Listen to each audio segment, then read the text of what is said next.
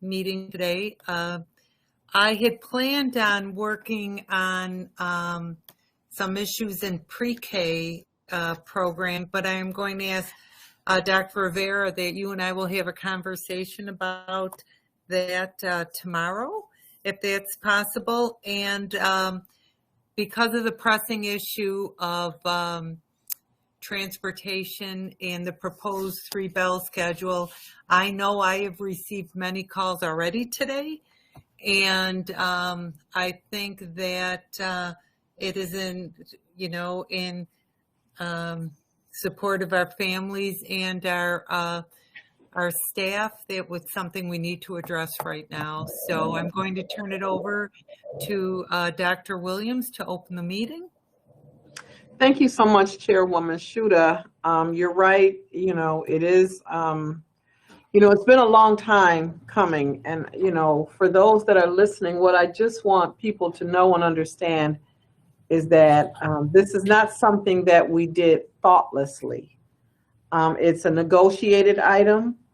It's been discussed for quite some time. We put together a diverse group of stakeholders almost a year ago on a committee that was is still called the Operation Sunrise Committee. And it really was a holistic group of folks, district leaders, school leaders, first student transportation folks, board members, union leaders, teachers, pastors, community stakeholders, and parents that came together. And, this was kind of a last resort. We tried many other things this last year to try to address an issue that we didn't create, but certainly it was impacting our students. So, we beefed up recruitment efforts, and we work with First Student to offer bonuses and raise wages. We rerouted bus patterns. We combined schools on the same buses. We innovatively, paid parents.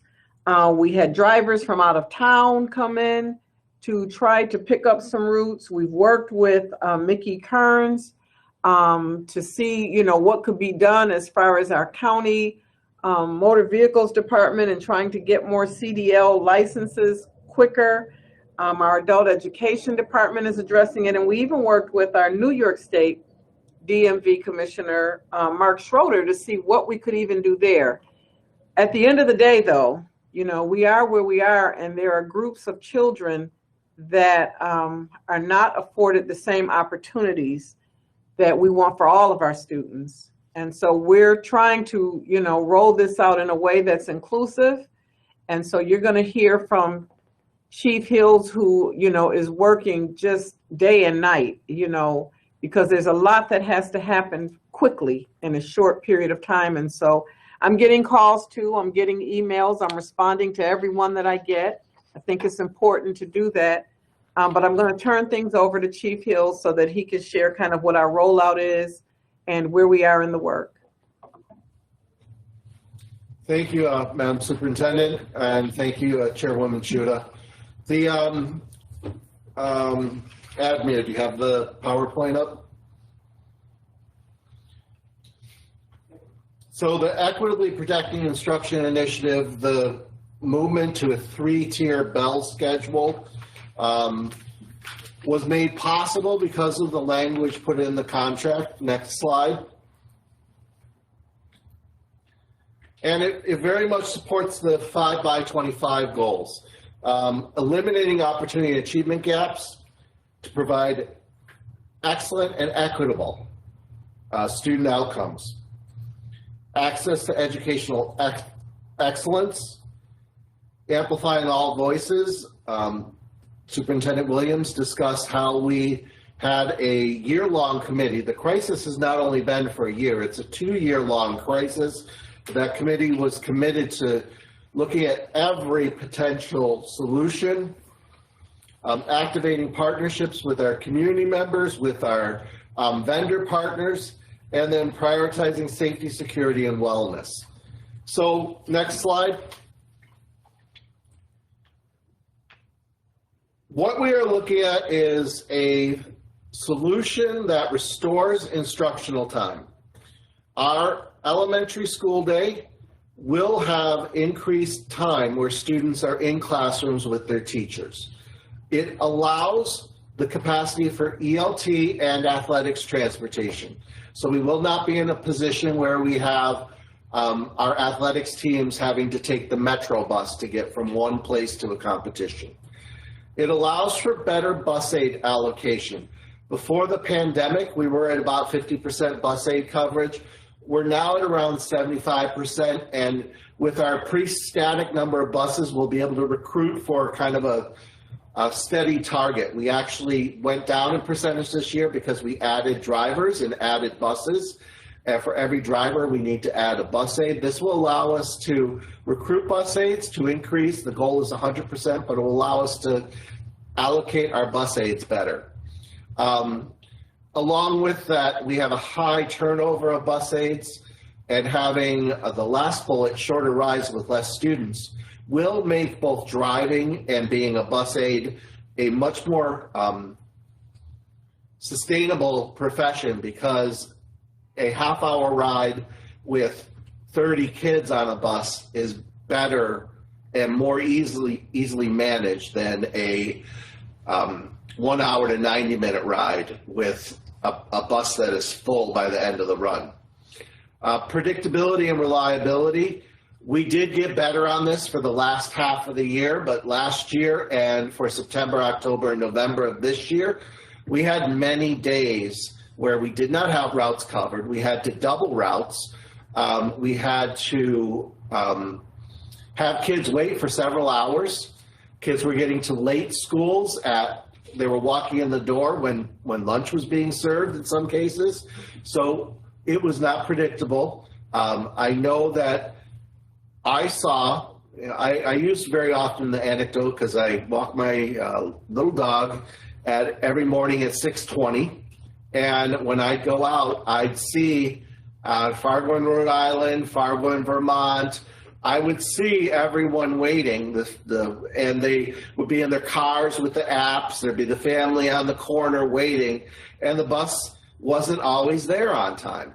So we won't have to have families relying as much on the app. Now, buses will still break down. There will still be things that happen, but we will not have mornings where we're telling schools, all your routes are not covered.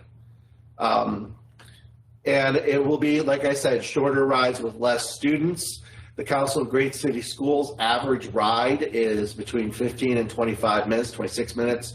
Our average ride was in the mid-40s this year. It did go down a little bit when we got the out-of-town drivers. We were able to split some routes, but it still was a very long bus ride. We had some kids getting on buses at 6:20 in the morning in order to make it to their early school. It will be a shorter ride, less students on the bus, less room for problems.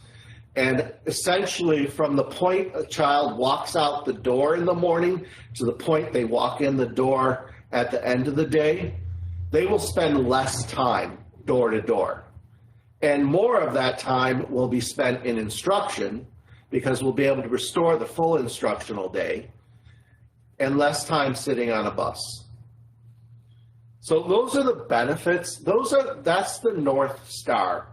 That's why this was, I know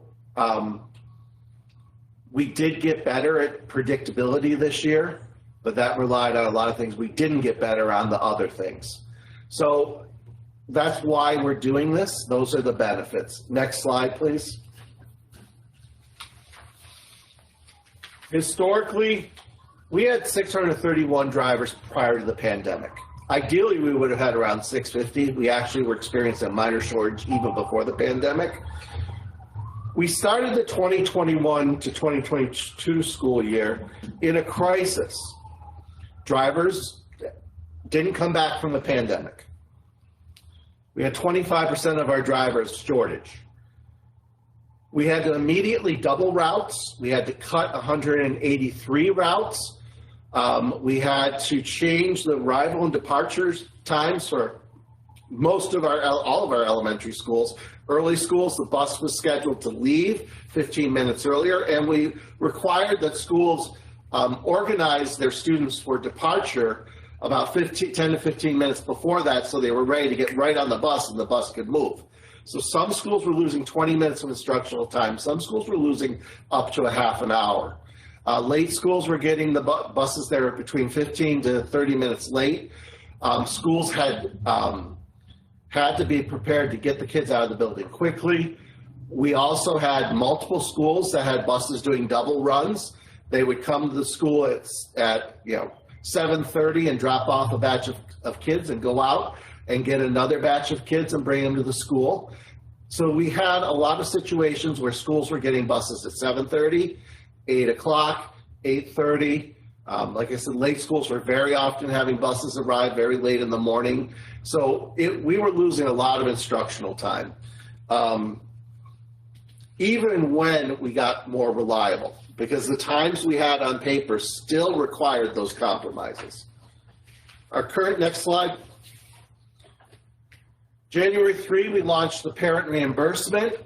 There was a lot of work that went into that. There was a high level of interest. We wound up with 287 parents participating. 341 students were transported by the parent reimbursement program. I shared in another meeting the positive comments that we received from parents. It didn't really save us many buses. It didn't save us any buses. It made some rides shorter, and it was a support for families that were transporting their students. So we did that. We recruited drivers. We did get up to 440 by the beginning of September. Last year, every time we'd recruit a driver, we'd lose 2 more. We were able to kind of keep people by beginning of December. We are 464. We've stayed there. We've added people. We've lost people. We have had drivers quit due to confrontations with parents, due to students hitting them in the head with a water bottle while they're trying to drive. We have had situations where drivers did not want to continue. We are hopeful that a shorter ride and people having a more predictable bus stop time, there'll be less frustration that winds up getting taken out on our frontline drivers and our frontline school staff. We raised wages. We had a dramatic increase signing bonus. Recruitment and training were streamlined. First student has gained the ability to give the tests themselves for the CDL license. So, but in all that, we've been pinned at 464 since December. If we're looking to get back to where we were pre-pandemic, we're looking to be at that 631 to 650. We are very far from that. And there is no hope in sight that we would ever get there. We were able to bring in 27 drivers from various locations. We demanded that given the winter. It was necessary because we didn't have a horrible winter, but we did have some rough days. 17 of the drivers did stay on after February break. Out-of-town drivers is not a permanent solution. Next slide. So I just want to briefly go over the number of students we transport, the scope that's there. We are responsible for not only public school students, we are responsible for charter students. We're responsible for non-public students. We're responsible for agency. We're responsible for UPK. We're responsible for, in total, about 25,000 students. It varies. There's been litigation on this. We are the LEA. We have to provide this service. And it not only adds to the number of buses we need, it adds to the difficulty of putting the mosaic together, because we have to make sure that our buses can take kids to agency, can take kids to a charter school, can take kids to a public school. So we have to pair up schools to make sure that we're using our bus run efficiently. The 3-tier system only gives us, at the maximum exploitation of what's been allowed in the contract, will give us 50 minutes between each school. 5 of those minutes will be unloading the bus. 5 of those minutes will be getting to the next stop. And then at the end of the run, 5 minutes will be pulling up to the school to be ready either for pickup or for drop off. So it's not a true 50 minutes. We're looking at 35 to 40-minute runs that we're working with in order to make sure this works. And that's a very tight window to operate in. And that's where a lot of the difficulties come. Our goal was to remain within that 464 with a surplus of buses every day, 5 or 6 to cover drivers that are out, possibly a field trip we have that goes over those times, but we don't have much of a margin. Our margin is very, very tight. If we were to go 10 minutes more, we wouldn't be able to make it. If we make any changes, it will wind up us not being able to guarantee that we won't have a day where a lot of people call in and we're not able to cover our runs. And we don't want to go through all this and ever have to look a family in the eye and say, we did all this, but your bus isn't going to be here on time. We are giving a guarantee that this will allow for instructional data to be preserved, a predictable, reliable arrival, a shorter bus run. Next slide. Everyone's familiar with the contract language, so I did include it in there. It does allow for a change of a half hour and 45 minutes in a situation where you're moving specifically a 9 o'clock school earlier. There was a projected alignment where we really stayed very close to that, but that projected alignment, we deviated from 5 minutes, a couple each way. And the workday for teachers is 7 hours and 15 minutes. Next slide.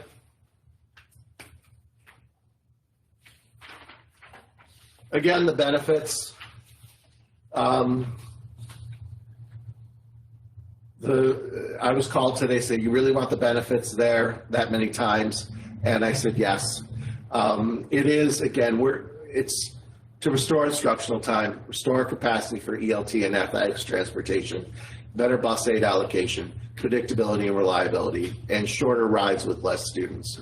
That is the reason for doing this, and making sure we can cover that the yellow bus is not a barrier to students having full access to the full instructional day. Next slide.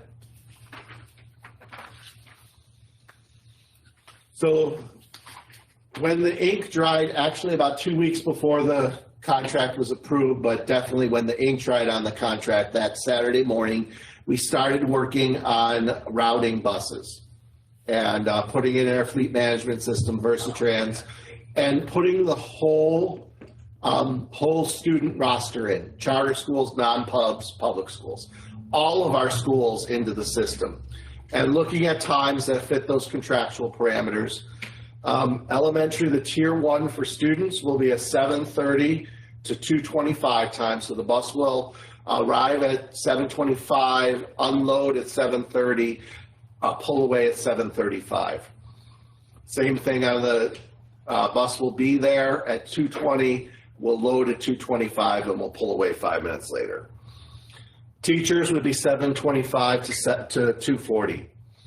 Those schools listed, 33, 37, 42, which is our OTC program, 59, 67, 76, 79, 90. The beds code for 59 and 90, which used to be 59A or 159 in some forms, has been split. So now 90 is a separate school program for pre-K to 2, and 59 is a separate school program 3 to 8. That was a requirement from New York State. 93, 94, 156, and 192, and that's the 5 through 12 population at those programs.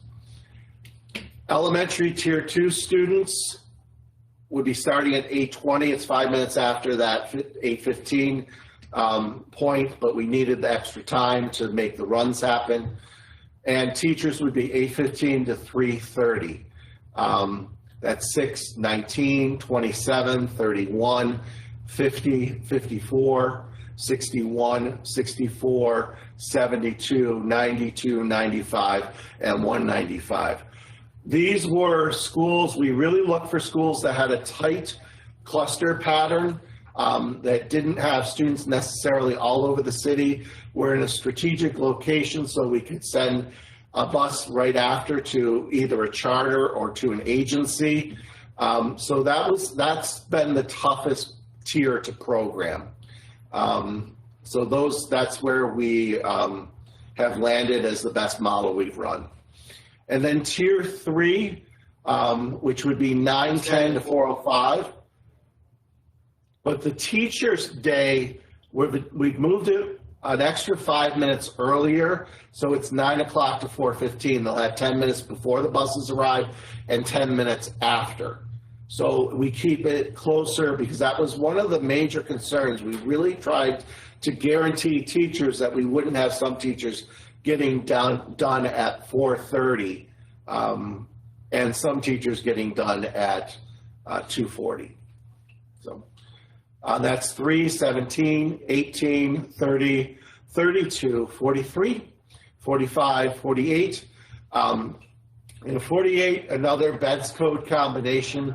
The old 196 is being combined with 48 next year, so the entire population is included under 48. A handful of 8th graders, that I believe it's pre-K to 6 next year, will all be one program, one beds code. 53, 65, 69, 74, 80, 81, 82, 89, 97, and 99. And we were very limited in the number of schools we could move from the 9 o'clock to the 8:15. There's about 6 schools that went from 9 o'clock to 8:15 and 6 schools that went from 7:25 to 8:15. But again, we only could work within the parameters of the contract. Next slide. The secondary slide. There we go. Tier 1, we have a 3-tier system for secondary. Tier 1 is at 7:30. Teachers will arrive at 7:25. This would allow us to make sure that those schools that have yellow bus for either 5 to 8 population or for their IEP transportation are evenly distributed. We actually have a lot where we have our IEP buses paired up with a middle stop, so they go from 7:30 to a non-pub stop, and then to our 8:20, then to maybe an agency stop, and then to 8:45. So pairing up those special ed, we have asked Emerson for an MOU pending, because that would be more than the 45-minute move. There's strong support for that there, which would allow us to have the Emerson on Chippewa 302 and the Hutch Tech on Chip and Elmwood 304, and then 355 Buffalo Culinary, each at a different entry and dismissal, especially keeping the Emerson and the Buffalo Culinary and Emerson students separated. This is Emerson opens up a full breakfast service, so this actually fits very well with their program. So at the first tier, 156, 192, 197, MST, 198, 208, 302, 309, and 366 Research Lab. The second tier would be 820. It matches up with the second tier of elementary. That's 195, 212, which we could have put in the third tier, but we were able to combine special ed routes from both 195 and 212, which saved us about 4 or 5 buses. So putting them there made sense. 301, 304, 363, and 415. And then at 845, we have a third tier that only moves schools a half hour, so we're not using anything more than the contract language specifies. We only had 6 schools that we could move to that 845 tier. 212 would be one of them, but the other ones are 131, 207, 206, 305, and 355. There were no other options short of an MOU with individual schools to move schools to that third tier. But it does save us about 12 yellow buses, and also we've been talking to NFTA. It allows us to better strategize our special deployments, so we can guarantee that particularly 206, 305 will have more specials than they currently have to meet their needs. And those two will be a priority to make sure that we have specials that support those programs, because we want to get students out of the school door and out of the neighborhood to where they're going, which we hope will be home. Next slide, please. So the timeline, and we're kind of in media res here, starting in the middle. We have started a cross-functional team that meets 9 o'clock every Wednesday morning to tackle all of the issues, because this is an all-skate. This does not, this affects every level of operations in our schools and affects instruction. It is worth the effort that will go into it to preserve our instructional day and provide more reliable, structured time for our students. We met with Operation Sunrise yesterday, which that committee is going to meet monthly through the summer to help support the rollout and make sure we gather every bit of feedback we can.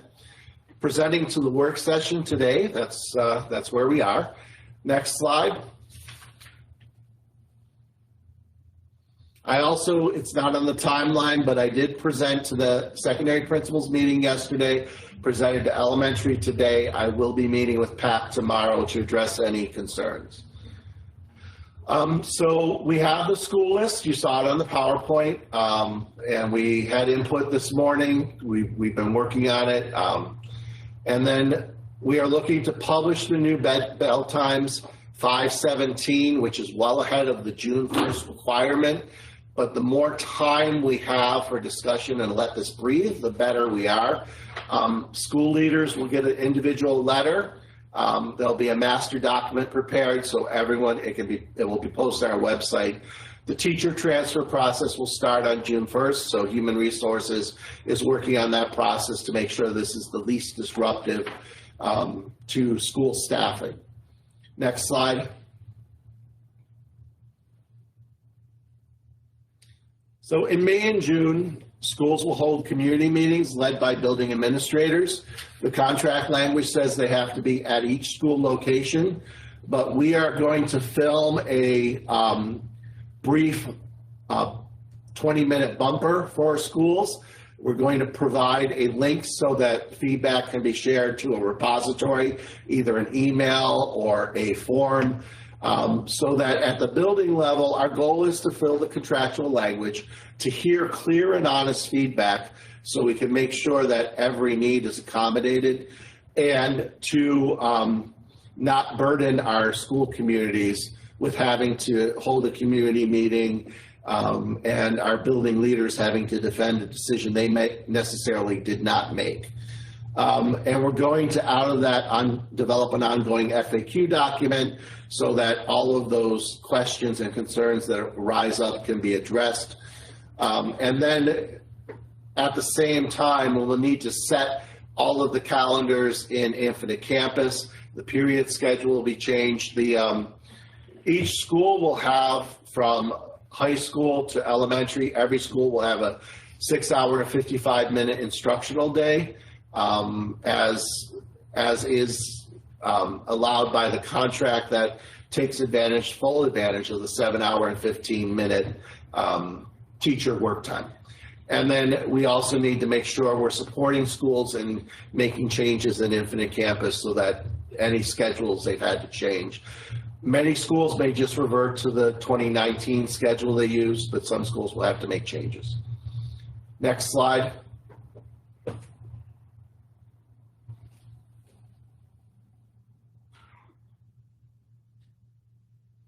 And again, the benefits. We're restoring instructional time. We're restoring the capacity for ELT and athletics transportation. That's a huge equity issue. We cannot have schools where the only way you get to stay after school is if your family drives. Better bus aid allocation, better predictability. We shouldn't have penalized families that don't have a reliable cell phone and can't follow the school tracker, which has gotten better this year but still has glitches. People should know the letter they got that says when their school bus arrives, that's when they should go outside. Shorter rides, less students. That will be an incredible benefit for our students and our drivers. Next slide. I'd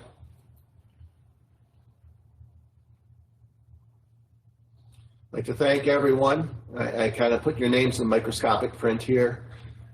This is a huge lift. I appreciate everyone's support. I've gotten a lot of questions, a lot of communication from families, from stakeholders, from board members. I thank you for being shoulder to shoulder and working this through. And remember, you're outside, you see a bus go by, wave to that driver. Make sure you thank them for all the hard work they do, because our bus drivers, our bus aides, our bus staff, they are doing tremendous work. And if anyone saw the story that was on Channel 7 about 3 weeks ago about the magic that a bus driver and bus aide do, and we have those stories all over the place. Our bus drivers see the kids when they're barely able to open their eyes. They see the kids when they're barely able to keep their eyes open because it's the end of the day, and they take care of them and they make sure they get safely from one place to another. Thank you. Chairwoman Shuda? I'm going to see, let's start with President Beltman-Cottman. Are you ready? Or Dr. Rivera? I'm here. Oh, okay. My thing off. I'm sorry. Where is it? I don't have any questions right now. The only question I really have, and I guess the report didn't do it, is to explain what schools were really changed. You know, what was the change for the schools? What schools took the biggest change? Okay, so if there was only a 10-minute change for a school, that's a different scenario. But I was just curious to know, particularly since we're getting these letters, these emails from parents. And what really blows my mind is it's very interesting that the schools who really did not have much impact at all during this process, who were able to have their after-school program start, who had their school start on time every day, whose children did not even lose any learning time, are the parents who are screaming the loudest. It is very interesting to me. I don't understand it because, in fairness to everyone, the majority of the kids were penalized except for a couple of schools. So for me, it's like, I don't even know how to deal with that, because everyone else was making the sacrifices that afforded you the opportunity not to make a sacrifice. And now it's time for you to pitch in. We've got people having a problem. And that's what my concern is. This entitlement has to stop in this district. We're all in this together. So I'm really curious to know, of the list, what schools were the biggest impact by this? Because I think that's where the concerns, I need to weigh in or respectfully respect those concerns. But for the ones who have been entitled and whose buses were there on time every day, whose children got dropped off on time every day, who got picked up on time every day, I don't understand why these people are feeling that it's okay to not to understand that everybody's got to share some of this responsibility. I don't understand it. So I'm struggling with that. But do you know that information? Do you know the schools that were impacted the most? I have a chart with the new start times and the old start times that I'll email as soon as I'm done here. Well, I think that's what's important. Okay. Yeah. All right. Thanks. And I admitted it, and I need to loop back on it. One school that has, the only school that had no change at all, every other school had a change, is school 84. 84 is a school that deals with severe medical conditions and serves not only Buffalo, but serves all of Erie County. So we kept that at an 8 o'clock start. Every other school had between a 10-minute to a half-hour change, except for those late schools that went to 8:20. They had a 40-minute change. So I'll provide the chart that has that breakdown. Okay, so say that again, please. That last sentence. Every school had a change from 10 minutes to a half hour, and the late elementary schools that went to the 8:20 time, they had a 40-minute change. Thank you. Dr. Rivera? Thank you. I have two kind of overarching questions that I think gets at a lot of the discussion around this. And they're interrelated. So the largest question that I think we need to really make clear and that we really need to discuss to make sure we are doing the right thing is how will these benefits outweigh the challenges produced by the change and the multiple schedules and the multiple issues and any challenges that families might face? How do these benefits outweigh those challenges? Because a lot of change is concerning for families. And to President Belton-Cotman's point is we need to make clear that there's going to be a benefit, a really large benefit in order to move forward with that change. How do you see that? You listed a couple of them for us. I think really digging down on some of that's important. So the benefit calculation is going to be different for each family. There's no way to spread it evenly, but it is, we can look at some numbers that help us to make those 5 elements to make the case more clear and compelling that, the instructional time that will be restored and the shorter ride. Some of them have a prima facie compelling element to them, but some of them need a little more unpacking and maybe a little bit inside baseball, where I caught board member Scott's attention. He's a big baseball fan.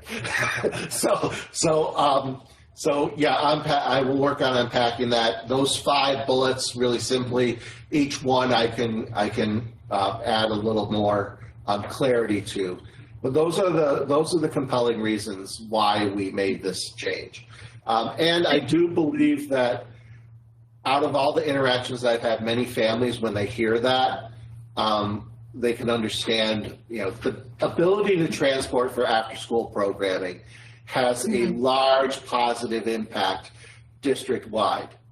But there may be some families that really doesn't, they were comfortable picking their student up from school. It may not be as much of a positive impact. I understand that. I think the other big question is about really early start times. So in other words, getting students to school, having to be on buses extremely early or be on buses extremely late. To what extent is that true with this? So every student at a 7:30 school will have a shorter ride and will likely get on the school bus later in the morning. So right now, if you're at an 8 o'clock school, you could be getting on the bus 90 minutes before your school starts. So right now, you're going to be 35 to 40 minutes. So you're going to actually, no one should be getting on a bus before 6:40.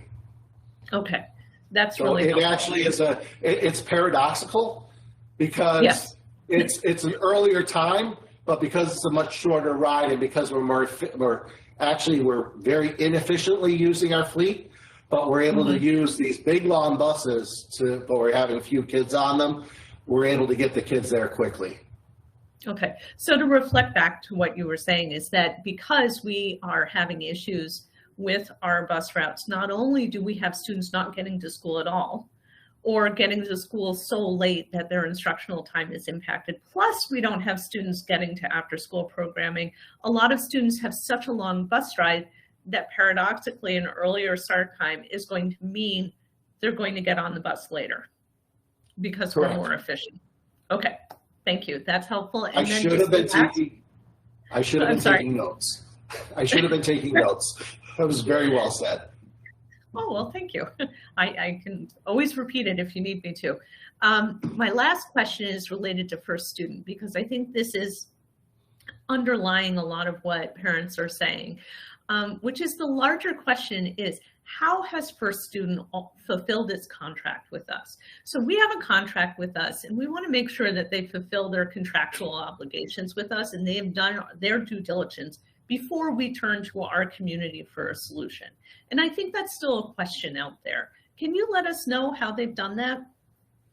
So one of the demands we made was the out-of-town drivers, to make sure that during the winter we didn't have students standing on the corner in very, very cold weather, because we weren't able to guarantee a bus would get to them when they were supposed to get picked up. So that they transported, lodged, paid those out-of-town drivers to be here to support our runs. That was because we reminded them of their contractual obligations. The superintendent made sure we met with them to let their national leadership know that this was something they had to do. We have held their feet to the fire on hiring drivers, but like I said, we've been pinned at the same 464 since the beginning of December. NFTA is having the same problem. It is not only first student that's having trouble finding CDL drivers. They're right now, they're glad that we've come to a solution, but it actually, since the way their payment is structured, they're receiving less from Buffalo Public Schools for the service they're providing. So that's, if they would have gotten the drivers here, they would have gotten more money. So it's, and I believe that matters to them. So are we always happy with them? No, but they've been partners with us. The signing bonus, we paid part of it, but they've paid their lion's share of the signing bonus. The wage increase was on them. So they've made a lot of moves that they've increased their recruiting budget 500% over the past year. So First Student has tried to tackle this problem because it's not only Buffalo, it's other districts. We've also made clear to them that we're their priority in Western New York. Okay, thank you. So this is a direct result of a nationwide shortage, that it's unsustainable to have out-of-town drivers, and we are not paying more for less services. We're actually going to end up paying less, so we are not compensating them for something they're not doing. Yes, but if we could have had 650 drivers, we would have done this. Yeah. And so is that still in the works, that if somehow this shortage eases, is there a way to look at getting more drivers and easing any of the pinches that the community might feel? I don't see that until several years down the road. So fair. We kind of have to tackle that miracle when it comes. That's pretty good phrasing. Okay, thank you so much. I appreciate it. That's the end of my questions.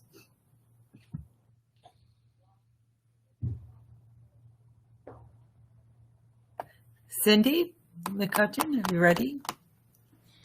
I actually don't have any questions for David.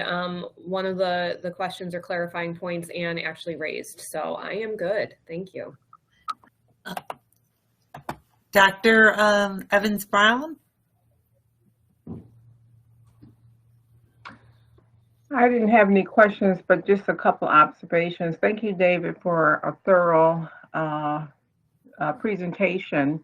And I like the title, Equitably Protecting Instruction Initiative. That is pretty cool. I think that, well, unfortunately, this plan is not or will ever be satisfactory to all, right? No matter how you tweak it, there's going to be many that will continue to provide emails to us because they're not happy. I think the plan is critical, that it saves, I think you said 11 buses that will be guaranteed, use the term guaranteed, assurances, to families, to students that they'll get to school on time, and the fact that kids will be bused to after school programs. That was a biggie from my constituents, that their kids weren't able to be picked up and participate in after school programs. So with that, we'll continue to tweak it, but I think sometimes we have to also compromise, because people who can and have the ability to pick up their children, I was one of those parents when I was in the district. We always think about, our children, and we're able to do that. But you have the majority of these children who don't have households, like, those middle class households that can do those kinds of things. So, as I mentioned, everybody's not going to be happy, but it's a plan.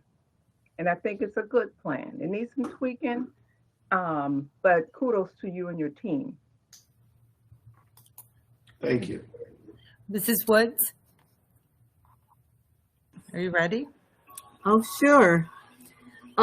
David, the letters I'm getting, I think there's some miscommunication out there.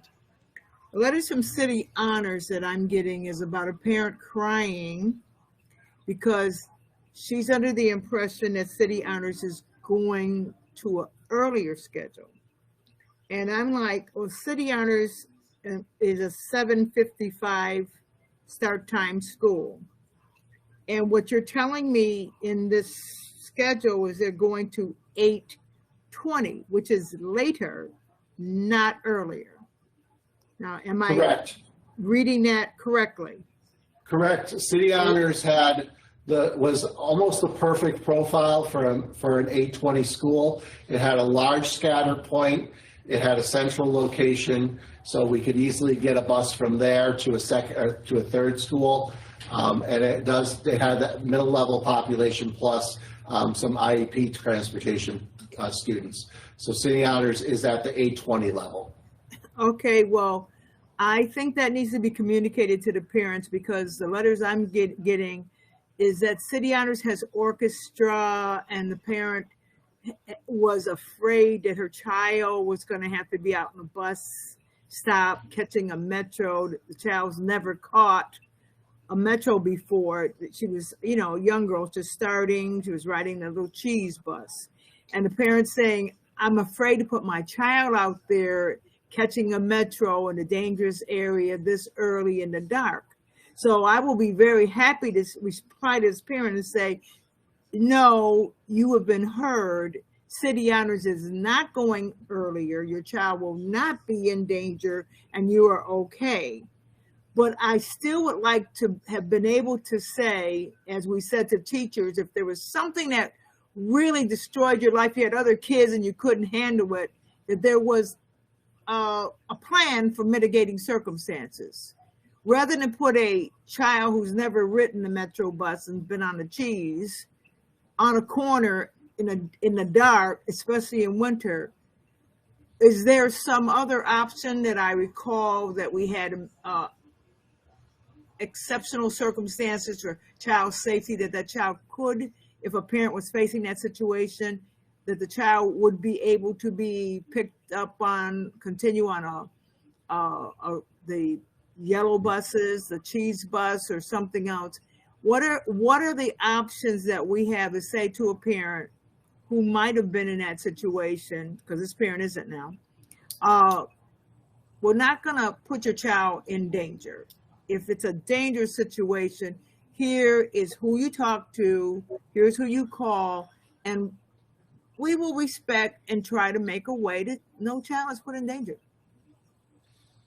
So I'll have to investigate that option further, because it would be a multi-tiered process. It wouldn't just be calling transportation. So we'll investigate that process, how we would find out that hardship and how we would accommodate it. But there are many levels to that I would need to not on my own try and develop a plan on the spot. Okay, well, I'm mentioning that because I know we as a board had said that we were going to, at one point, because of the dangers in the snow, because Buffalo has such terrible weather, we were going to ask the state to reimburse us and change the 1 mile to 1.5 miles or whatever that would provide for more of our children being able to ride buses, get Metro passes, and be safe. And if that is a concern, I'm still concerned about that. We need to move forward on that and answer that problem for our parents. This is a snowy Buffalo, and child safety is extremely important to me. So, Board Member Woods, we did advocate for that when we met with the legislators. There was a team of the board members, myself, and while we were lobbying, that was one of the main priorities that we mentioned to every single person that we spoke with. So we are actively lobbying for that. I'm getting concerns also, not many. When you look at the number of children that we transport, not many, but every single one is a little different. And so, we're working to accommodate as much as we can, everyone. But when you're transporting almost 30,000 children in a district, I think as board member or board president Cotman shared,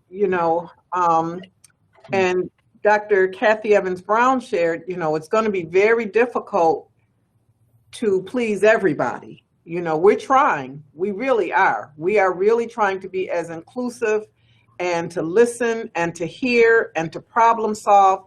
But the issues that I've been hearing about haven't been that issue. That hasn't really been the issue that has come forward thus far.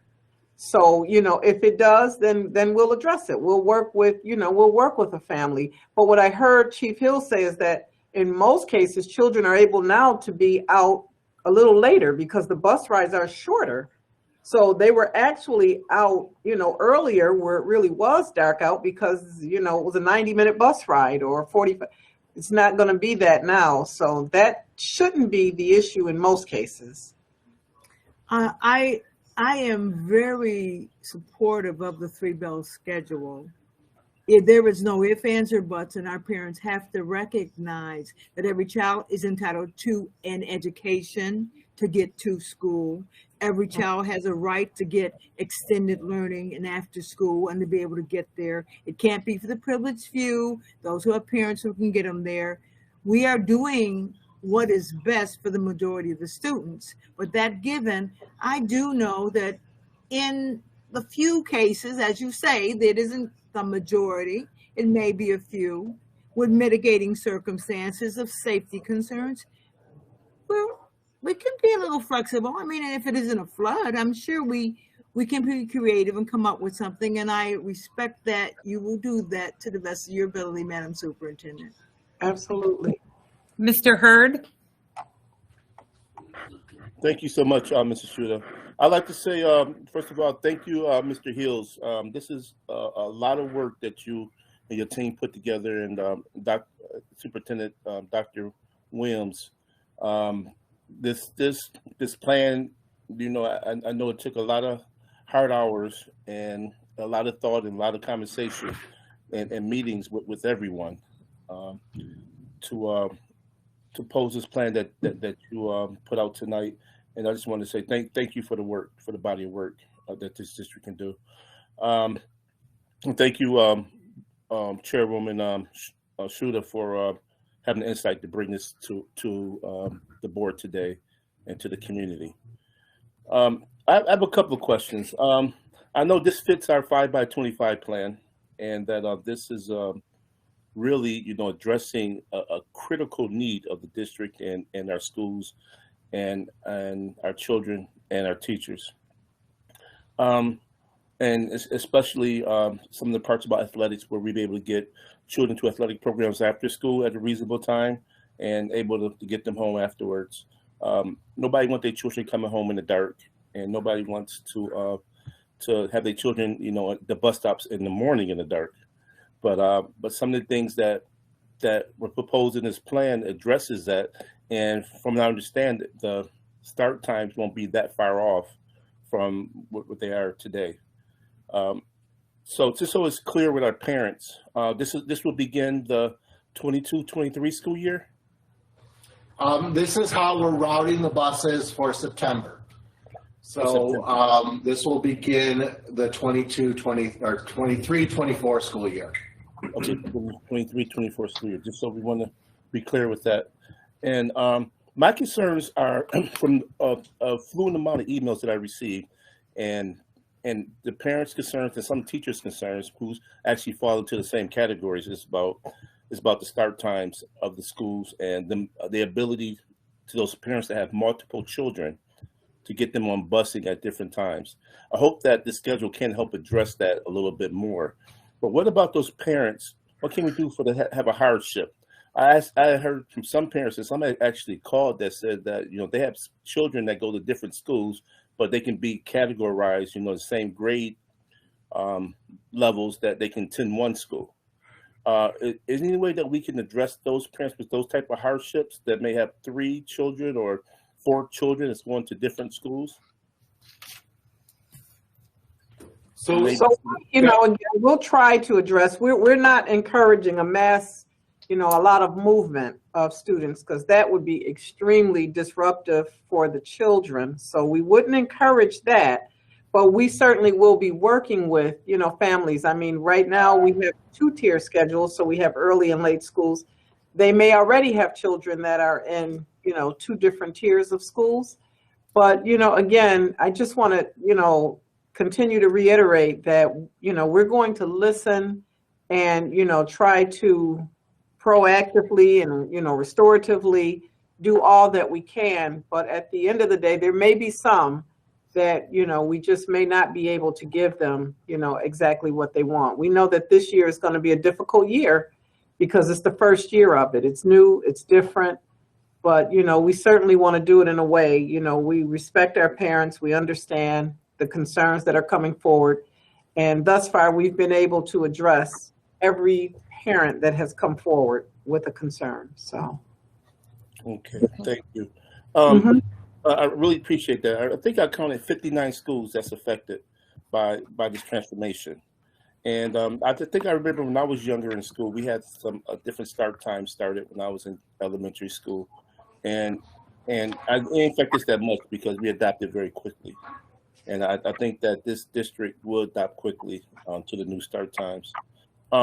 Another question is, were the charter school programs start times changed? Do we have the ability to work with those programs also, or are we just looking at our start times and allowing them to continue with the same start times that they had before?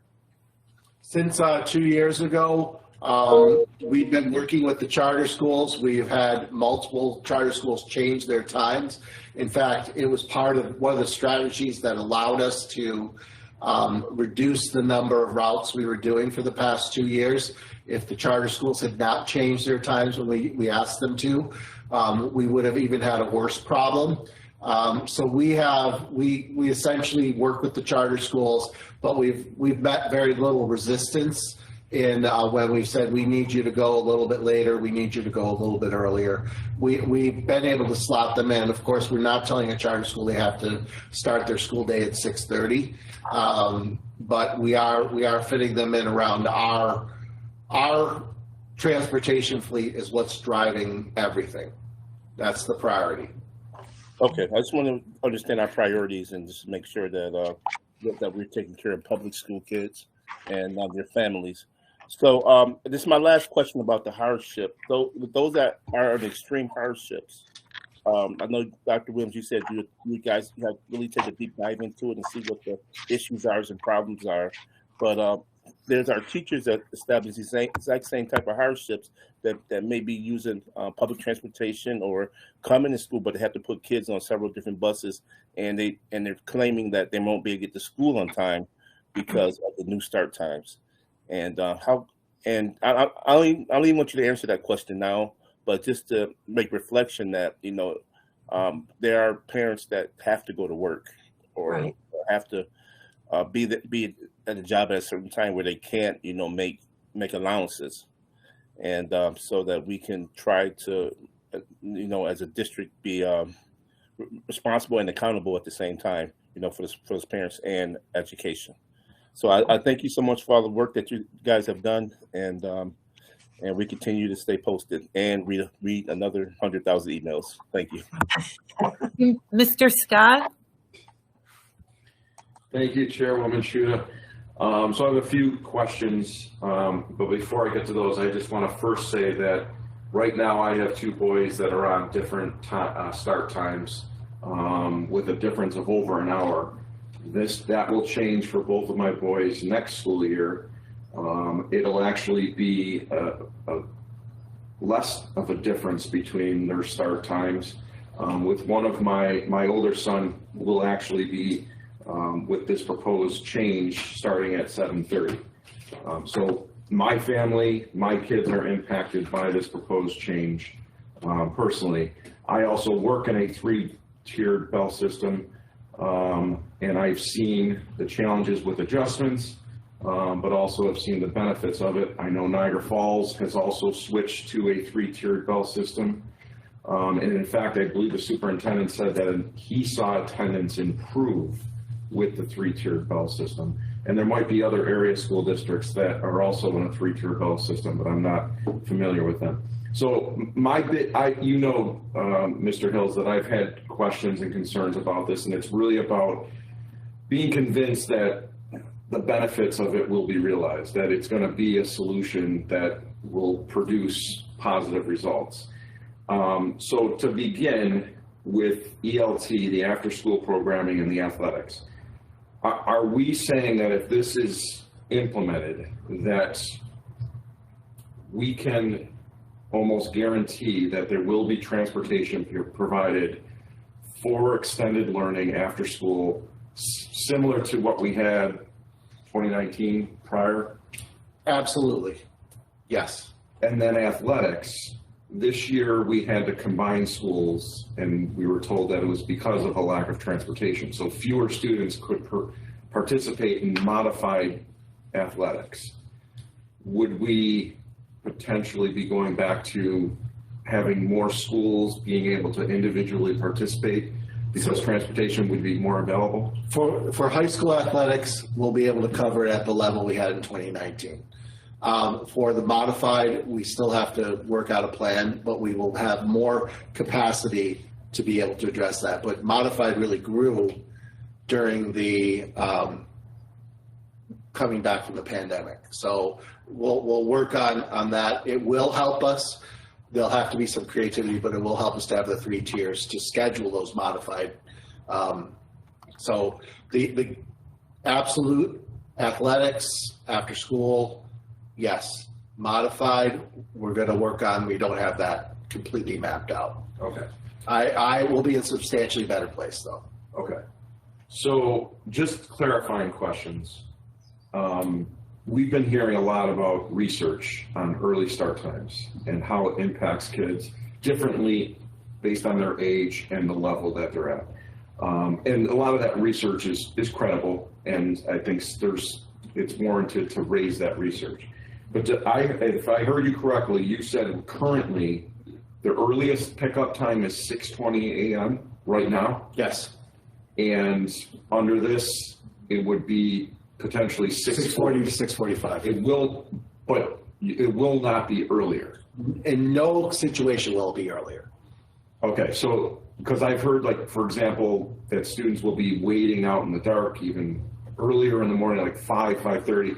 That will not be the case. That will not be the case. So yes, that research is credible and still is something that we need to consider, but we're not actually expecting students to get up and get on the bus at an earlier time. Under this plan, you're actually saying that it's going to be later no matter what. Correct. And if I could, the American Academy of Pediatrics has done a lot of research on multiple developmental stages and circadian cycles and what puts your brain in the best position to learn. And that research is very compelling.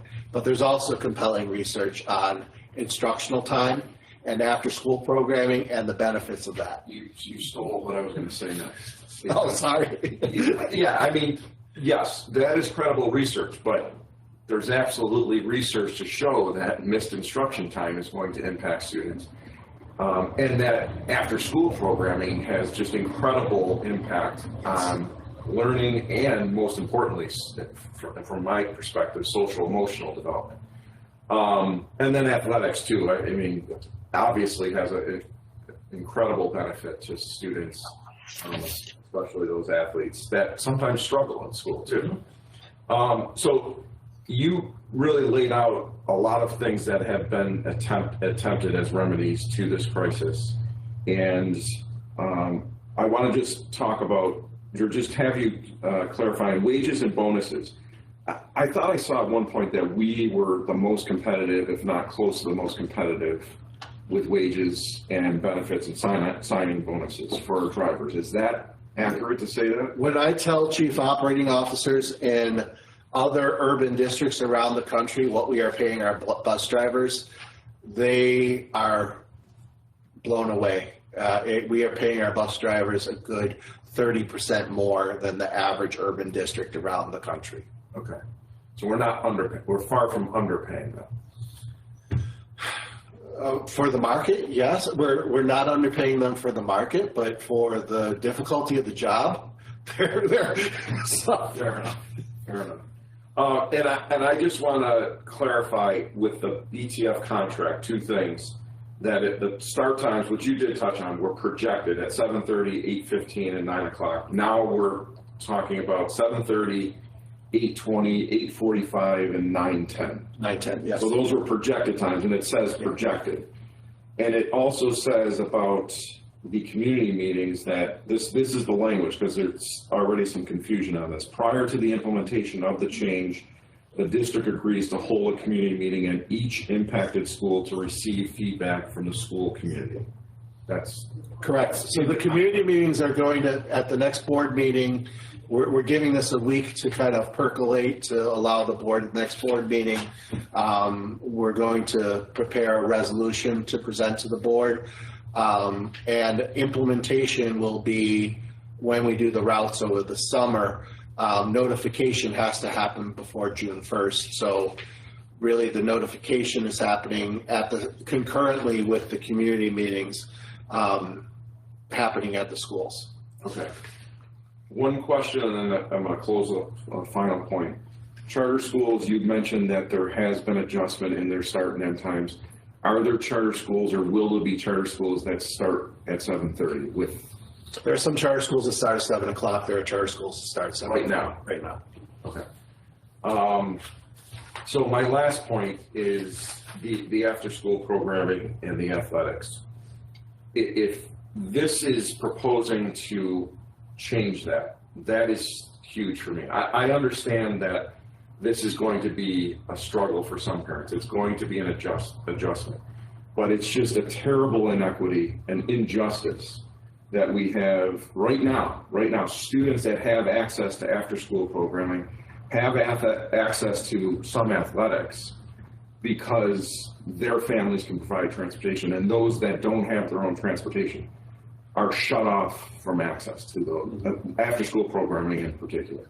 So to me, I mean, people need to see that. And I know for individual students and families, it's going to be an adjustment, but on a whole, that is an inequity that needs to be addressed. And if this is proposing to address that, it's hard for me to remain skeptical on it. So I thank you for your presentation. That's all.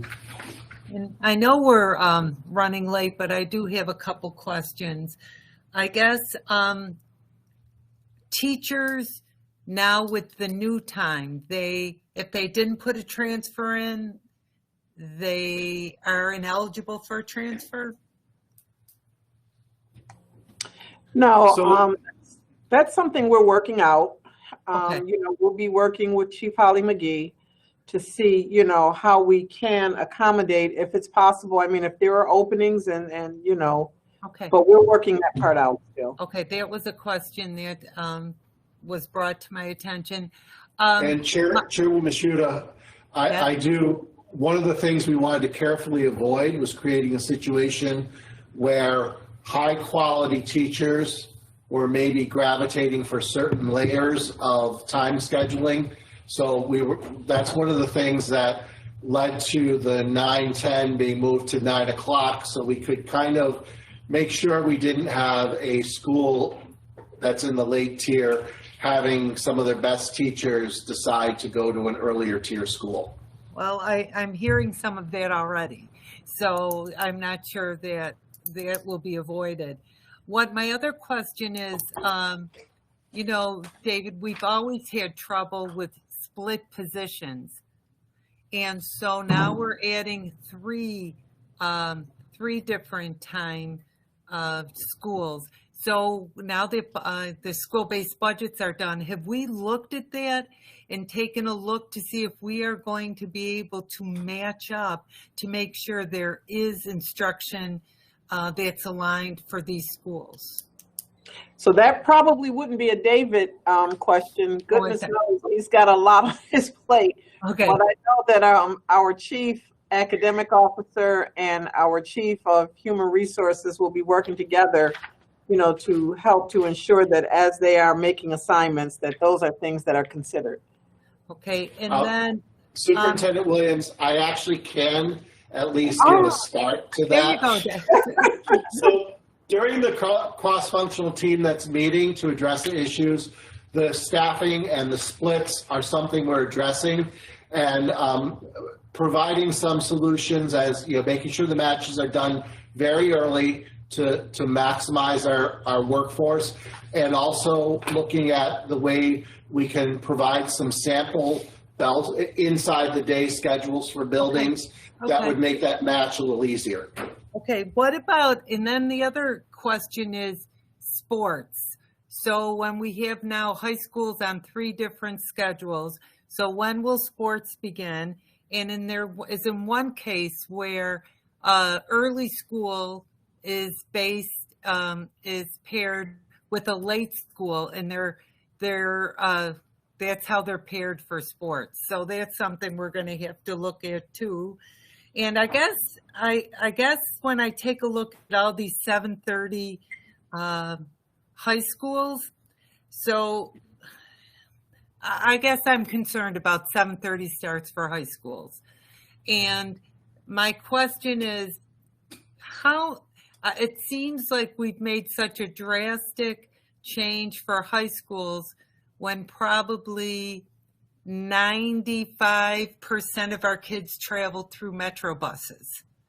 And so I'm wondering how many complaints did we have at the high school level about the yellow buses? I get that there's been issues at the elementary, but it seems now there's so many issues that are going to be brought up at the high school level because of the change, when it's just such a very, very small percentage of the kids that are traveling in the yellow buses.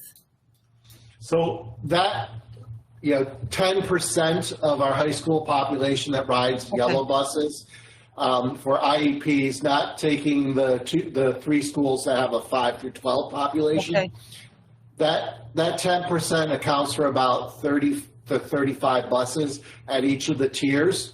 Okay. And those buses are buses that go to a 7:30, then go to an agency, then go to an 8:20, and then go to 8:45. So it's really maximizing that fleet. That's what allowed us to make it work within the short 15-minute, 40-minute, really 45-minute time frame, is we're right at the edge of making this work. If we didn't have those 30 buses to work with, we'd wind up, if we put all 90 of those buses at the 8 o'clock time or at 8:20, we would wind up having a days when we wouldn't be able to, we have uncovered routes.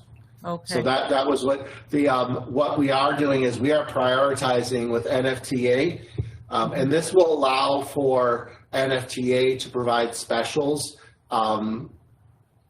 more than they're able to now, because the 3 tiers will spread out what the NFTA has to cover. It will take our kids off of NFTA at high ridership times, which is 8:30 to 9:30, and it will give us 3 tiers of dismissal downtown. So it will avoid some of the Fountain Plaza. But it is still 7:30 for our students that do 2-3 transfers. That's going to be, that's my, And that's what I think. I think that's, David, that really concerns me. The kids that are taking 2 to 3 buses to get to school at 7:30, the Metro bus, and we talk about a loss of instructional time. I'm worried about those kids missing first, second, and third period. So the high school piece is really concerning to me. But we can continue the discussion because I know we're running late. And I appreciate everyone's feedback. I appreciate Madam Chair, yes. There has been a question posed in the chat, and I want to make sure that we start addressing these questions if we can during the meeting. And it piggybacks on your concern about teachers transferring. In your PowerPoint, Mr. Hill, you said that that this schedule, bell time schedule, will be resolved by our next board meeting, and it will be out to the schools at that point. In your PowerPoint, it says that the transfer process starts June the 1st. Is that correct? That I cannot speak for human resources, but Tammy Helen McGee has provided that date. Is that correct, Mrs. McGee? That is correct. Okay, so there's not a problem with teachers if they need to transfer during that time. No, okay. I think didn't they put their transfers in already? And right. June 1st is when you start the process. So yes, you had to already have put in a transfer. They're not okay. That's what I. Oh, okay. So what are you doing to accommodate those teachers? I don't want that. I don't want that. This is Nate. I don't want that misinformation to be out there. It's my the way that the language reads is if you are at an impacted school that would prevent a hardship, you have the opportunity to reapply, and we will have to recanvass for transfers for those folks at the impacted schools. Okay. Okay. So just good. because you put in back in March or whatever it is doesn't mean you've lost that opportunity. Okay. Thank you, Nate. One other question, Nate, that involves you. So in our meeting yesterday, our transportation Operation Sunrise transportation meeting, it was brought up that the news reporters reported something that was not quite correct. David, you were kind enough to share today the actual wording in the contract, but the report was that each school would have the ability to vote on the bell times. And that is not what the contract says from what I've been able to see. So can you be clear with clearing that for us up with that? We bargained for the ability, the management right to make this change. There is, as long as we provide notice by June the 1st of the change within the parameters of what the language says, we have the right to do it. There is no other request or approval that needs to be had at this point. Okay, thank you. I just wanted to be clear that those two things are out there. Thank you so much. Okay. Dr. Williams, if you'd like to make comments. No, I think this was a good start. We have hit the ground running. We will continue to be sensitive, to the needs of our staff and of our families and of our students. We'll continue with the Operation Sunrise Committee meeting and addressing issues as they come up. But I just ask everyone to realize this is a big, major change. It is new. We're rolling it out. The team is committed and is doing the very best, that they can. So I just ask for patience and know that, again, we'll be sensitive to the needs that, that we hear about. Okay. So. Okay, thank you. Welcome. Chairwoman Shuda, just one comment. I'm going to ask that we have compassion on those who may be impacted more by this than others. There may be some that this is exactly what they wanted. there may be some families who this is an impact on them. Please, we will do everything we can to support those families, but let's make sure we have compassion and mercy. And go ahead. So we're making, the recording, the video. I think it's important that they hear from me, to open it up, why we had to do what we've done, and that we will certainly be sensitive, to their needs. But, doing the recording will allow us, that's the community meetings. That's how we will be, sharing with schools what it is, what it entails. Tonight is the first night that, as I know it, that we've gone public with where the schools really are. There's been a lot of anxiety up to this point, I think, because people didn't really know, and they were just assuming that, my child will be outside at 5:30 a.m. and they won't get home until 6. So hopefully, putting this out there will help to de-escalate some of those anxieties and concerns. Okay. I'm going to turn it over now to Chairperson Scott. Thank you, Ms. Shuda. Are we ready to go with student achievement? All right, so welcome everybody to the Student Achievement Committee. We will have a presentation from Chief Tammy Holly McGee and her staff on staffing for the summer and for the fall. I know that the district has tried enthusiastically to fill many positions, and so that is certainly not overlooked. We are trying to fill many critical positions, and we'll continue to do that. And I'm hoping to hear from Chief McGee some of the ideas and efforts that will be had this summer, perhaps this spring, this summer, to help fill some of those vacancies so we can get good teachers in front of our students. So Superintendent Dr. Williams, I'll turn it over to you. Thank you so much, Chairman Scott.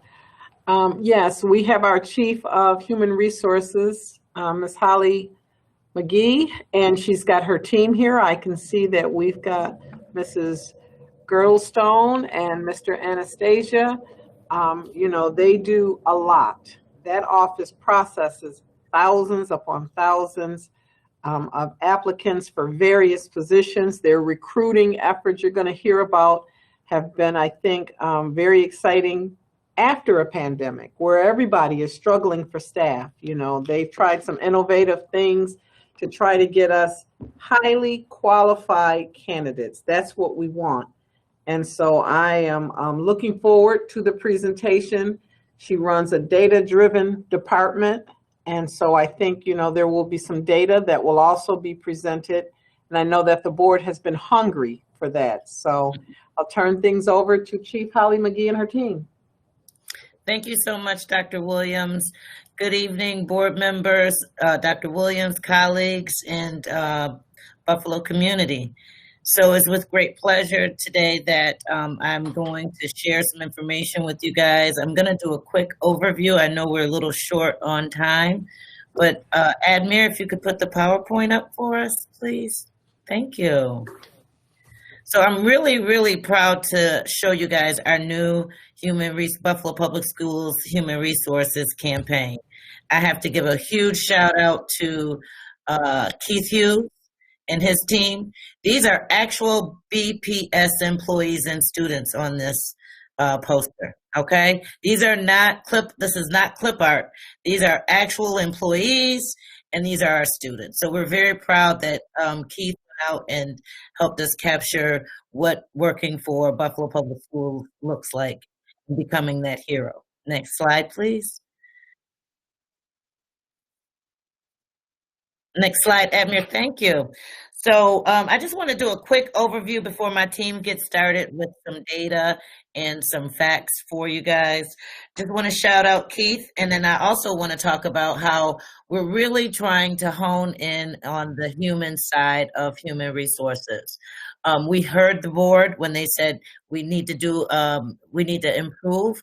in our customer service. So what we have done is we've invested, we've taken some funding, and we've hired a professional trainer to provide some customer service training to our team. In human resources, it's about 35 of us, and it's been fantastic. I have seen some great improvement. I'm hearing that from the buildings, so I'm really excited about that. But in addition to training our in-house team, our human resources team, we're doing training out throughout the district. We know teachers and principals, they have the opportunity for professional development. They develop a transcript in PGS. But what we found was that some of our paraprofessionals, they were not getting exposed to some of the professional development that some of our other entities were. So we have started providing them with training. Last Superintendent's Day, I invited each of our board members, please consider coming out. Tomorrow is the next day that the other half of the schools will be receiving teacher aid and assistance training. They call it a conference. I was there the last time that we offered it during Superintendent Conference Day. They were so excited. They were very engaged. I saw a different outlook with the teacher aides. They were like, thank you so much for offering this conference to us. We've never had an opportunity to participate in conferences. So I would like to extend an invitation to you guys to go out tomorrow at East High School. The training starts between 8 and 8:30, and it will end at 3:30. So just feel free to come by and say hello and just thank them for all of their hard work and all of the backbone work that they do to help support our buildings and keep our kids, with sound and solid instruction. We know that they have fulfilled a role over the last year coming back from a pandemic, when there has been a worker shortage, a teacher shortage. They came in and filled some serious roles by providing some support to our classrooms like nothing, before. So we had to get creative with that, and they stepped up to the plate. So with that being said, we're also offering substitute training. So there will be a substitute training opportunity. We're investing in that in the Human Resources Department. We want to make sure that our subs understand that they're valued, and professional development will be provided to them. And all of these entities will have their transcripts in PGS. So we're doing this in collaboration with staff development and Crystal Benton and her team. So each person will have a transcript of all of the trainings that they're taking when they're going through these training courses. I just want to talk to you a little bit about the training that they'll be receiving: standards of conduct, sexual harassment, self-care.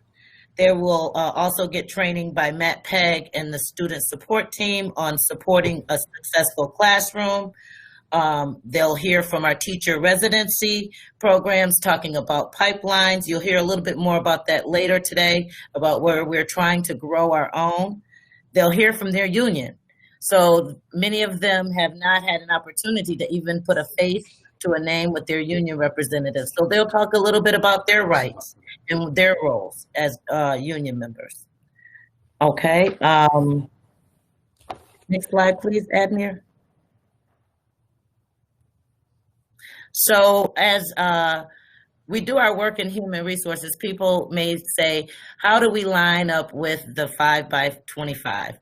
Our goal is to make sure that we recruit and we send to the subject area directors qualified candidates to have an interview with them and be considered to go into our buildings, so that we can have children that are getting an equitable and a fair opportunity at an education.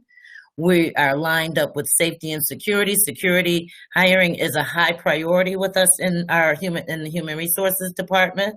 And also, you'll hear a little bit more about how we have activated and cultivated some new partnerships with some of our community stakeholders. And we find that that's super important in human resources, and everything in all of our work aligns with the 5 by 25. What we want to do is we want to recruit strategically. We want to increase our retention of our current employees, and we want to make data-driven decisions. Next slide, please. So I just want to go over a little something with you guys, which I did not realize that many people in the district didn't realize what the role HR plays in hiring teachers in the building. So let me just start by saying a candidate applies, someone that is a recent graduate or a seasoned teacher. We look at their qualifications, we make sure that they have the proper certification, and depending on the certification that they have, we send them over to the subject area directors. The subject area directors coordinates an interview. They interview the candidates and they decide if the candidate is a good fit for our district. They will decide which building they will go into and then assign them to fill the vacancy. Once they do that, they let HR know so that we can then extend an offer. And we send the offer and we have a discussion with them about onboarding and discuss salary ranges, where would they fit based on their experience on the steps. And we answer any other employment questions that they may have. But based on what the subject area director, when they fill that position in that building, they'll let us know that Tammy Holly McGee, she's going to school 89 and she's going to fill the position of the 1.0 art position. And then HR will send it over to the individual so that they can start their position. And then they report, to the principal or the supervisor. Next slide, please, Admir.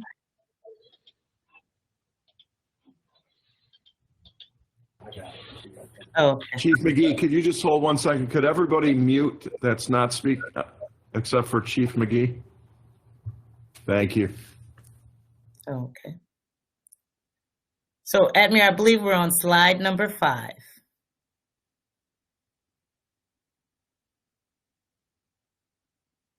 Thank you. So, recruiting, qualifying, staffing, and hiring. So those are the pieces in order to get a qualified, certified teacher in front of our children in the building. So where does everything lie? Recruiting and qualifying candidates, that's our piece in human resources. Then you have interviewing and staffing. That is done by the subject area director or the department supervisor. But together, it's a team effort.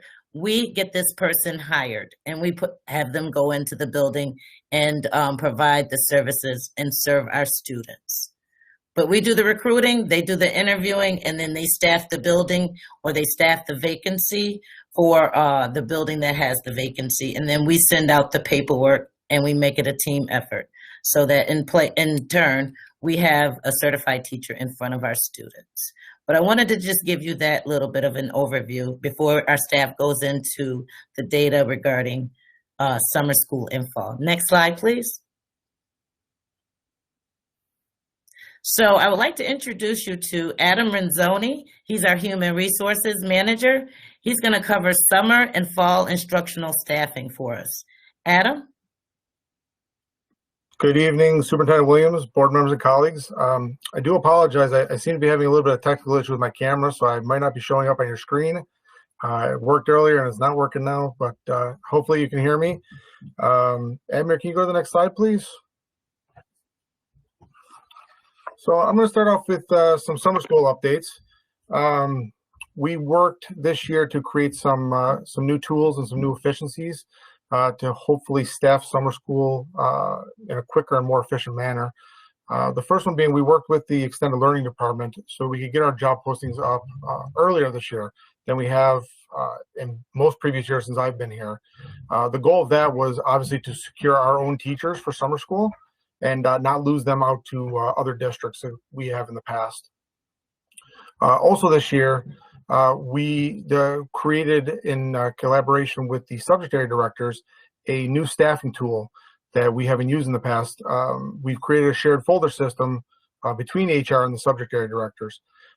In this shared staffing folder are the centralized location for applicant lists, for the staffing matrices that the directors use to assign teachers, as well as the master summer school list that we share out to the building principals for summer school, as well as payroll and IT, so that everybody can be on the same page of where teachers are going to be working summer school. This new tool so far has shown some success, or actually a lot of success, because what it really does is it eliminates the need for us to use email communication. Our email boxes get inundated, and this tool helps us to keep everything centralized so that we're not searching our inboxes for staffing emails in regards to summer school. So, Admir, can you go to the next slide, please? So, as of right now, this data was pulled on May 4th. We are currently at 94% either staffed or waiting acceptance for summer school for this upcoming year. 74% of those offers have already been filled. We're waiting on about 20% of the acceptances. 6%, the subject area directors are still making offers to candidates, with our goal being staffed at 100% by July 1. Just to put a number to that 6%, that 6% of summer school vacancies, that's 38 positions.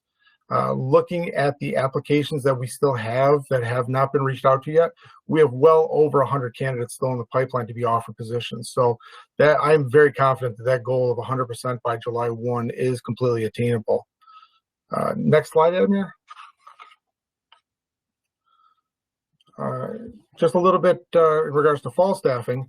The Buffalo Public Schools partook or ran 2 recruitment events this year.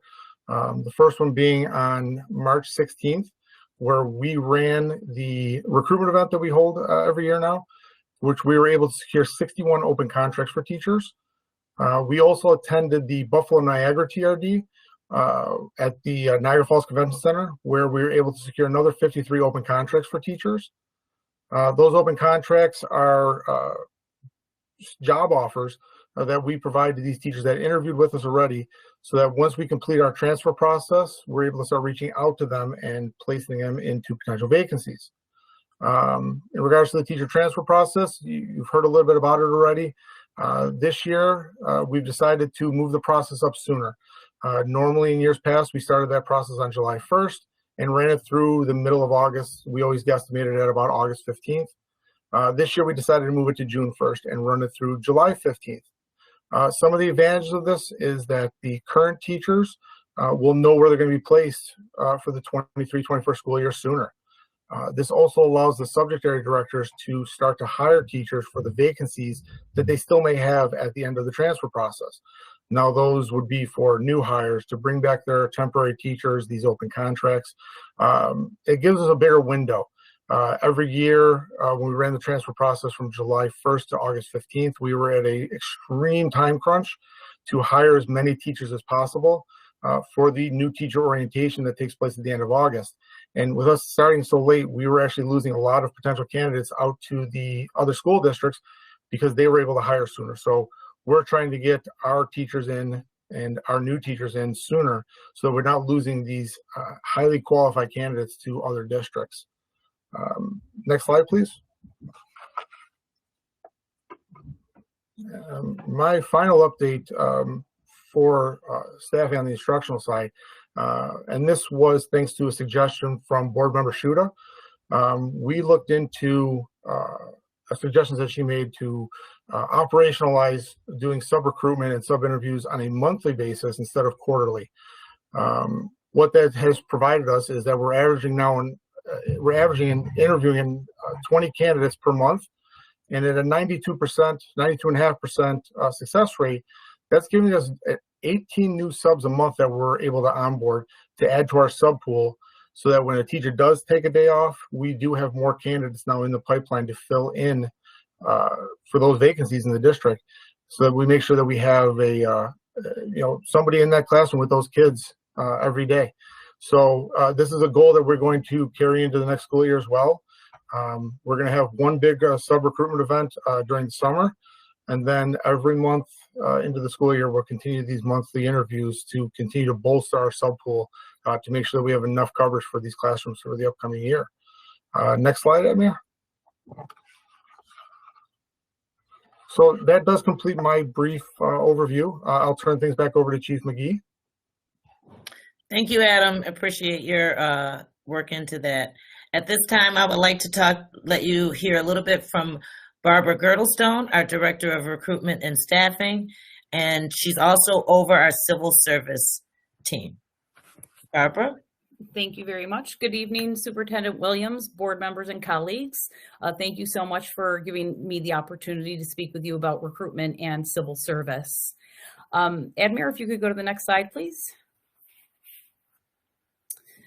So our recruitment strategies are both digital and in person. We're providing a balance of broad outreach and a personalized touch. Since we are in the digital age, we are working to update the career section of our website. So if you go to visit it, you will see our new campaign. That is our billboard, Become a BPS Hero. That is one of the billboards, that is the billboard that we have in 6 different areas around the town, but it is also now the banner of our career page. I'll be working with Keith Hughes and Mr. Hammond to add short videos to highlight Buffalo Public Schools. The first video that we're going to be working on is the top 5 reasons to join BPS. So we're going to be working to identify current employees, and we're going to come up with the top 5 reasons to join BPS, why people should join. Once that video is complete and on the website, we're also going to work to create videos that highlight a day in the life of a BPS employee so that people can see what's it like to be in food service, what's it like to be a bus aide, things like that, so they can get a better feel for what those jobs actually entail. As you know, a lot of people spend a lot of time looking at their phones. So we did recently implement the texting function in our applicant tracking system. This has been a huge time saver for us. So setting up interviews, as you can imagine, for the quantity of candidates that we try to get. So typically when we're scheduling bus aide interviews, we're looking at interviewing 48 candidates in one day. So we can now schedule those interviews a lot quicker by using the texting function. If candidates don't have the ability to receive text messages, we do also reach out to them via email. So we don't just use one method of contacting people. And as I mentioned, the billboard. So as you drive around Buffalo, you're going to notice 6 billboards, and then we also have bus shelters around the city. These advertisements will make over 3 million impressions over the course of the next 3 months. So our goal is to drive as many applicants to the district as possible. Next slide, please.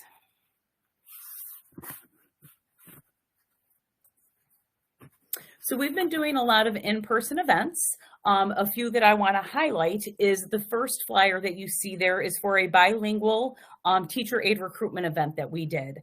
So in partnership with Mr. Rivera, Dr. Caban, and Dr. Kaz Rodriguez, we held 2 events in March. These events were focused on the Spanish-speaking population, but all were welcome to attend. Mr. Nelson Melendez, who is a bilingual teacher aide, he joined us at this event and was able to describe the day-to-day duties as a teacher aide, as well as provide translation of the presentation that was given. These events led to teacher aides getting hired and placed in our buildings. Another thing that we did for this event was we had documents translated into Spanish. So if you're not familiar with the civil service process, it can be difficult to explain to anybody. So what we want to do is make sure that that all of the candidates that we're recruiting, that we have materials for them in their native language. So right now I have this information translated into Spanish, but I am going to be working with the multilingual department to get it translated into the top 8 languages that are spoken within Buffalo Public Schools, so that we can have this information available for our candidates so that they can see what that process looks like. So the next flyer that I have up there is for our security officers. We are aware that hiring security officers is a top priority, so we qualify candidates on a weekly basis. So as we get those candidates in, the civil service team reviews the applications, make sure that the candidates meet the qualifications, and then get them over to Chief Lark so that she can conduct bi-weekly interviews. Once she lets us know who she wants to hire, we start that hiring process for them. As the slide, Chief McGee's slide showed, with that hiring process, there are a couple more steps with civil service hiring. So the biggest one being getting them through that civil service process, and then the candidates also need to be fingerprinted. So those are 2 more steps that our civil service candidates have to take. So we will continue to work on attracting applicants to the security position. Both food service and transportation hold regular interviews to ensure they have a constant flow of candidates. As teacher aides apply, we qualify the candidates and work with principals to get interviews scheduled. As Chief McGee mentioned, we are holding a hiring event on Saturday, June 10th at Waterfront Elementary. You are all welcome to come, and please bring your friends. That is the flyer that's up in the corner. I am also going to be getting those flyers translated as well. So making sure that we're hitting the top 8 languages again. And then in that bottom corner there, the Become a BPS Hero, that is a postcard that we are sending out to 6,630 alumni. So we're going to be inviting them to this event and asking them to bring their friends and family. In addition to all of these efforts that we're hosting, we are also attending job fairs in the community to let everyone know that we're hiring. Just today, we went to the Adult Education Job and Career Fair, where we got information from 52 candidates who were interested in additional information. So we're going to be reaching out to them within the next week or so. Tomorrow, we're actually attending the BETC, the Buffalo Employment Training Center Spring Career Fair. So we'll be there tomorrow at the Convention Center. June 3rd, we will be going to the Parent, Family, and Community Engagement Summit to make sure that we let everyone know about our hiring event and then also answer any questions they may have about becoming a BPS employee. June 10th is our event. Again, spread the word. Tell as many people as you can about it. And then June 14th, we're going to be doing a Department of Labor job fair. This will be an in-person event. So they do hold virtual events, but we find that the in-person events give us a better chance to explain who we are, what we do in our hiring processes. One other thing that I am talking to Chief Amos about is working on a potential diversity recruiting event where we will be targeting the individuals who English isn't their first language and doing a hiring event centered around them. But as you know, not all hiring is done at events. So for positions that are based in our central office or even our school typist and clerk positions, those can take a little bit more of a concentrated effort. So I take pride in working with department heads to gain an understanding of their hiring needs and create a recruitment strategy based on our conversations. I've currently been working with Chief Barnes and Chief Kuzman to do some headhunting for their current vacancies. One example of my efforts is seeking applicants through various platforms such as LinkedIn and Handshake, which is a job board that sends job postings directly to colleges of our choice.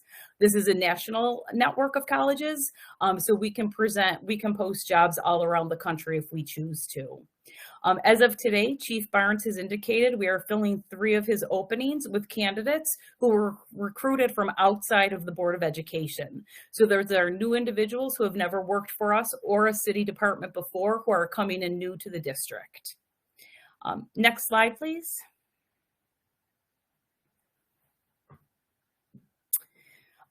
Because a lot of my recruitment efforts fall on the civil service side of the house, I was recently assigned to supervise the civil service team. So we are working hard to ensure we're working smart, not just hard all the time, and getting candidates in the buildings as quickly as possible. Since we all like numbers, here's some data for you. So in 2023, we currently have 311 bus aides that we've hired. The total number needed, we estimated at 500. So we're at a 62% fill rate for those positions. With the new announcement from Chief Hills that they'll be going to the 3-bell system, we are anticipating that this number of total bus aides needed will come down. And so we'll work with the transportation department to realign our goals and be sure that we're working to get those positions filled. For the food service, as you can see, food service, we overshot our goal, and we did that on purpose because food service is a high turnover area. We want to ensure that Director O'Brien Wood has the required staff to keep her department cooking and serving lunches. Security, again, you can see this year we've hired 90, so far we've hired 90 security officers of a total of 103 needed. So we're at an 87% fill rate. We just received notification just the other day. I think there's 3 or 4 security offers that we're going to be extending offers to this week. So that effort is never stopping until we reach our goal. And then teacher aides and assistants. As of May 4th, we were at a 97% fill rate. On May 5th, that changed because SPED added 26 teacher aide positions that took our fill rate down to 94. But we are still working to increase that number. As of today, we just had a couple more teacher aides clear the civil service process, and we're continuing to reach out to candidates, get them in for interviews, and get them placed. We're going to be doing this until June 1st is the cutoff that we've kind of put in our head. It would give the candidates a month of working before they had that summer break. Next slide, please. And here's the data just in another format. As you can see, we are trending in the right direction when it comes to hiring. Chief McGee, I'm going to put it back to you. Thank you, Barbara. Appreciate that. Next slide, please, Admir. Last but not least, I would like to introduce you guys to Mr. Michael Anastasia, Deputy Director of Human Resources, and he's going to finish off our presentation for tonight. And then we'll offer an opportunity for questions at the end. Mr. Anastasia? Thank you, Chief Holly McGee. Good evening, board members. Thank you for having me here today. Thank you, Dr. Williams, and also to any colleagues and community members who are still on. I'm excited to share a couple opportunities. I do want to leave time for questions, so I will try to be as brief as possible. Admir, could you go to the next slide, please? So as a former math teacher, I think one of the things that I bring to the HR department is kind of a love for numbers. I really like analyzing trends. I like looking at data. And this number 79 is something that recently stuck out to me. So some of my initiatives are trying to look beyond some of the data we've collected in the past and trying to dig deeper to see some additional trends. And so since the BTF contract announcement was made, we've had 79 experienced teachers apply to Buffalo Public Schools. And so that is a number that really stands out to us. That says that people are paying attention. They do want to work here, and the new contract is hopefully something that will help bring people here and also keep them here. And so we're excited about seeing this number. It continues to go up every day. So since this presentation was put in place, that number is actually over 80. And so again, we're excited about that. This is also something that is forcing us to continue looking at the ways that we're going to work with the subject area directors to help them staff too, because we realize this is a larger number of people than maybe they've ever had to deal with at one time. And so being thoughtful about the way we onboard folks, bringing people into Buffalo Public in the best possible setting. Apologies if you can hear the siren. Admir, next slide, please. Another key piece of information that we haven't touched on yet is our teacher pathways. And so we know that these have continued to expand over the past few years. Elizabeth Campion works within our department. She's the supervisor of teacher pathways. She also oversees all of our student teaching placements as well. And her role is extremely vital to continuing to find really great teachers to put into our schools. Elizabeth oversees 14 different pathways and partnerships. She also works with 14 colleges that extend beyond just the Western New York area. And each partnership, each university partner, they all have slightly different ways of going about things. And Elizabeth really plays a pivotal role in being able to cater the college program and the candidates who come to us with what we need to see happen within Buffalo Public Schools. All of these partnerships have been great ways to increase diversity within our teaching staff and also try to fill hard to fill areas. So next year, we actually had a meeting with UB today. Next year's cohort of UB residents, we're going to have 26 new candidates coming through the door. They've already identified those folks. We're really excited because over a third of the candidates coming in for next year's cohort from UB speak a language other than English. And so really trying to increase the number of multilingual candidates who are coming into our schools. One of the things that Ms. Gerber, teacher aid recruitments, is making sure that we just want to find as many talented people. So we may have a bilingual aid posting. That doesn't mean that we only want to hire bilingual aides for the bilingual aid posting. If you happen to be a bilingual aide, you are also eligible for our teacher aid postings. And so the same way we look at our teachers, we want to make sure that we're finding the most qualified people. And so we don't just need to hire a multilingual teacher to teach world languages. While we do need that too, we also want to put multilingual people throughout our buildings because that's going to help our kids and families feel welcome. The Buffalo Urban Teacher Fellowship is in the middle there. That's a new pilot program this year. And so we are committed to hiring up to 6 staff members through that pipeline.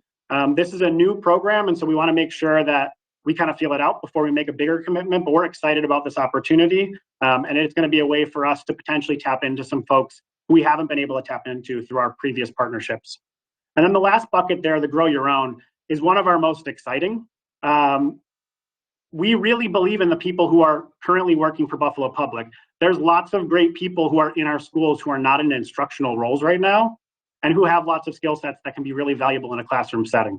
And so one of the things we're really trying to focus on is how do we build people up if they're interested in a teaching career? And so as Chief Holly McGee mentioned, tomorrow at this teacher aide and assistant event, there will be college partners and university partners present.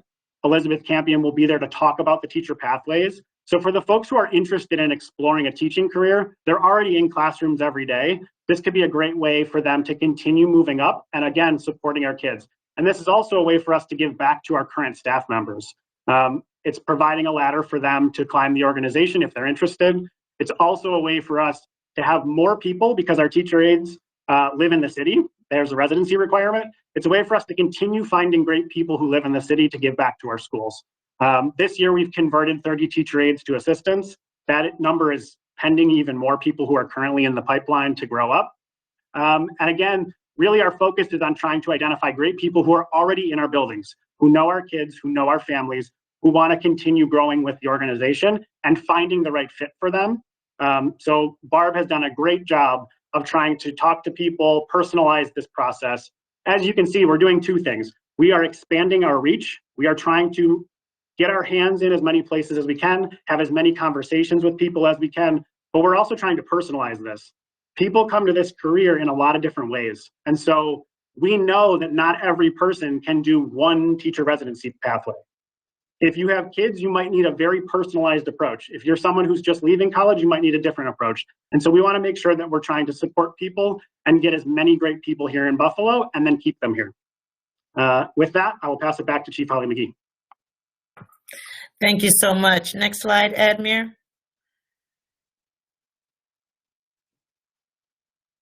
So we just want to take the time to thank you, Board of Education, for allowing us to share a little bit about what we're doing in human resources. And Dr. Williams, we wanted to acknowledge you at this time. We would like to open it up for questions or comments.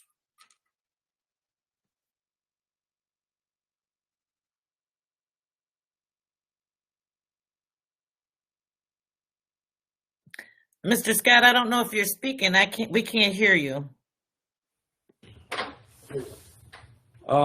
President Belton Cotman, any questions? Yes. First of all, I think an apology is owed to you because of the misunderstanding that I had, and certainly I know other board members had, that and I'm going to say it how I feel it, that the bottleneck of moving new applicants to the next level was your department. And as a result of that, you have taken some heavy blows because of it. In your presentation, you said that it was a team effort. So I'd like to go back and I'd like a question answered on the slide where you said that you had you have the candidates identified.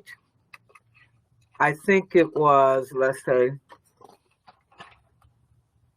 can we go back to that? I think it was slide number 5 or 6, somewhere in there. And you identified X amount of people who had put in their application. I want to know how many of those have been hired. And I want to know why they have not been hired if they have not been hired, particularly since we're in such a competitive environment. Okay, thank you for that. So they will not get hired until after the teacher transfer process. However, they have been sent over to the subject area directors. They are aware of who these candidates are. So they're certified in many different areas. So according to their certification, they go to that subject area director. However, at this point, there is a communication that should be going out from the subject area director to these candidates, letting them know that we are in the teacher transfer process and they will be reaching out to them. Or I know Ashley from elementary ed has been hit with several applicants. I want to say she's received at minimum 40 applications for elementary teachers, and she has been chopping at the bit to reach out to them. We've made a commitment to one today that I'm aware of, but they are reaching out to them as they get the individuals qualified and sent over to them. That is my understanding. I don't know if Ann would like to elaborate more on that or not, but because that is CAI and she oversees Well, that. I guess here's what my concern is as a board member. Ashley is responsible for 40 or trying to notify 40 people. Does she have any help? She has a workload. And now in addition to her workload, we have identified new candidates, okay? And I'm sure there's no time schedule put in place as once these people are identified that there's time to move forward. How is Ashley supposed to, in addition to her own responsibilities, handle on sending letters out to 40 plus people? It just does that part right there. Something, it just doesn't seem efficient or moving smooth, because how do you expect Ashley to stop her workload and onboard and go through the process of hiring people, and then she's responsible for sending out the letters to them as well?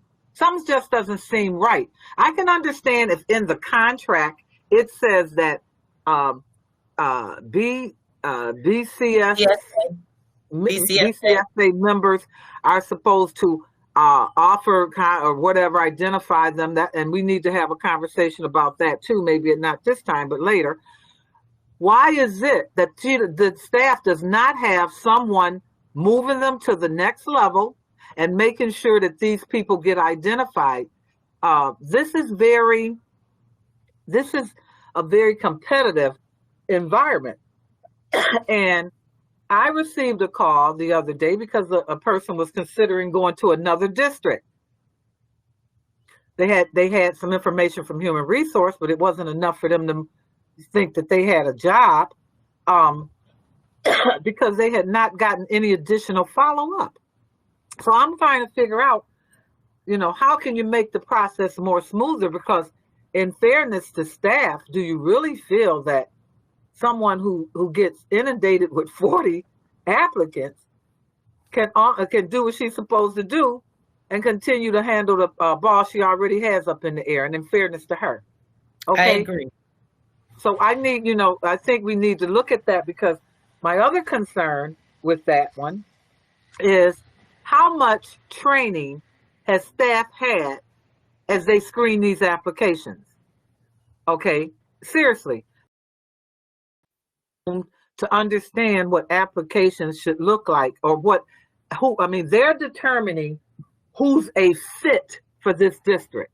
So now that I have all these people of diverse backgrounds working in the suburban districts because they were considered not a fit for Buffalo Public Schools, we're in the process of trying to pull people together. When does the second look happen? When does someone say, okay, this candidate was very good, we sent them over, how did they not make it to the next level? Because implicit bias is real. I know that there are some people who have applied who have had excellent credentials, and I really think they didn't get the job because of that they intimidated the staff. That's my personal opinion, but I don't know if it's true. If you have someone that has more experience in their baby finger, and you're interviewing them for a job than your whole hand, no wonder we have such quality people in the suburbs, because they're not making it. So when does the second look happen? Because in fairness, we have a reputation of not hiring people of diverse backgrounds. So who is looking at these applications again?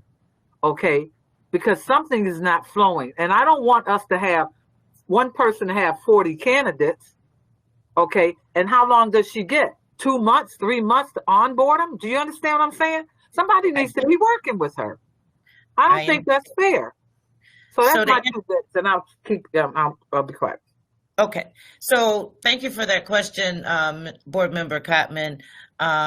So that would be something that Ann and Superintendent has called Ann and I in for that very question. Superintendent was at an event, and the candidate said that, you know, well, I have all this experience and I keep applying to Buffalo Public Schools, and I seem to not seem to get anywhere. I've had an interview, but I can't seem to get in the door.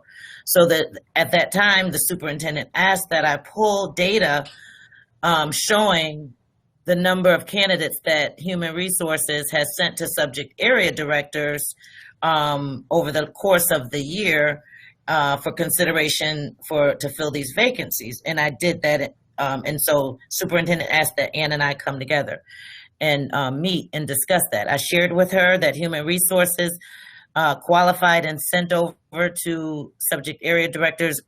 The number is around 670 qualified certified teachers in various tenure areas.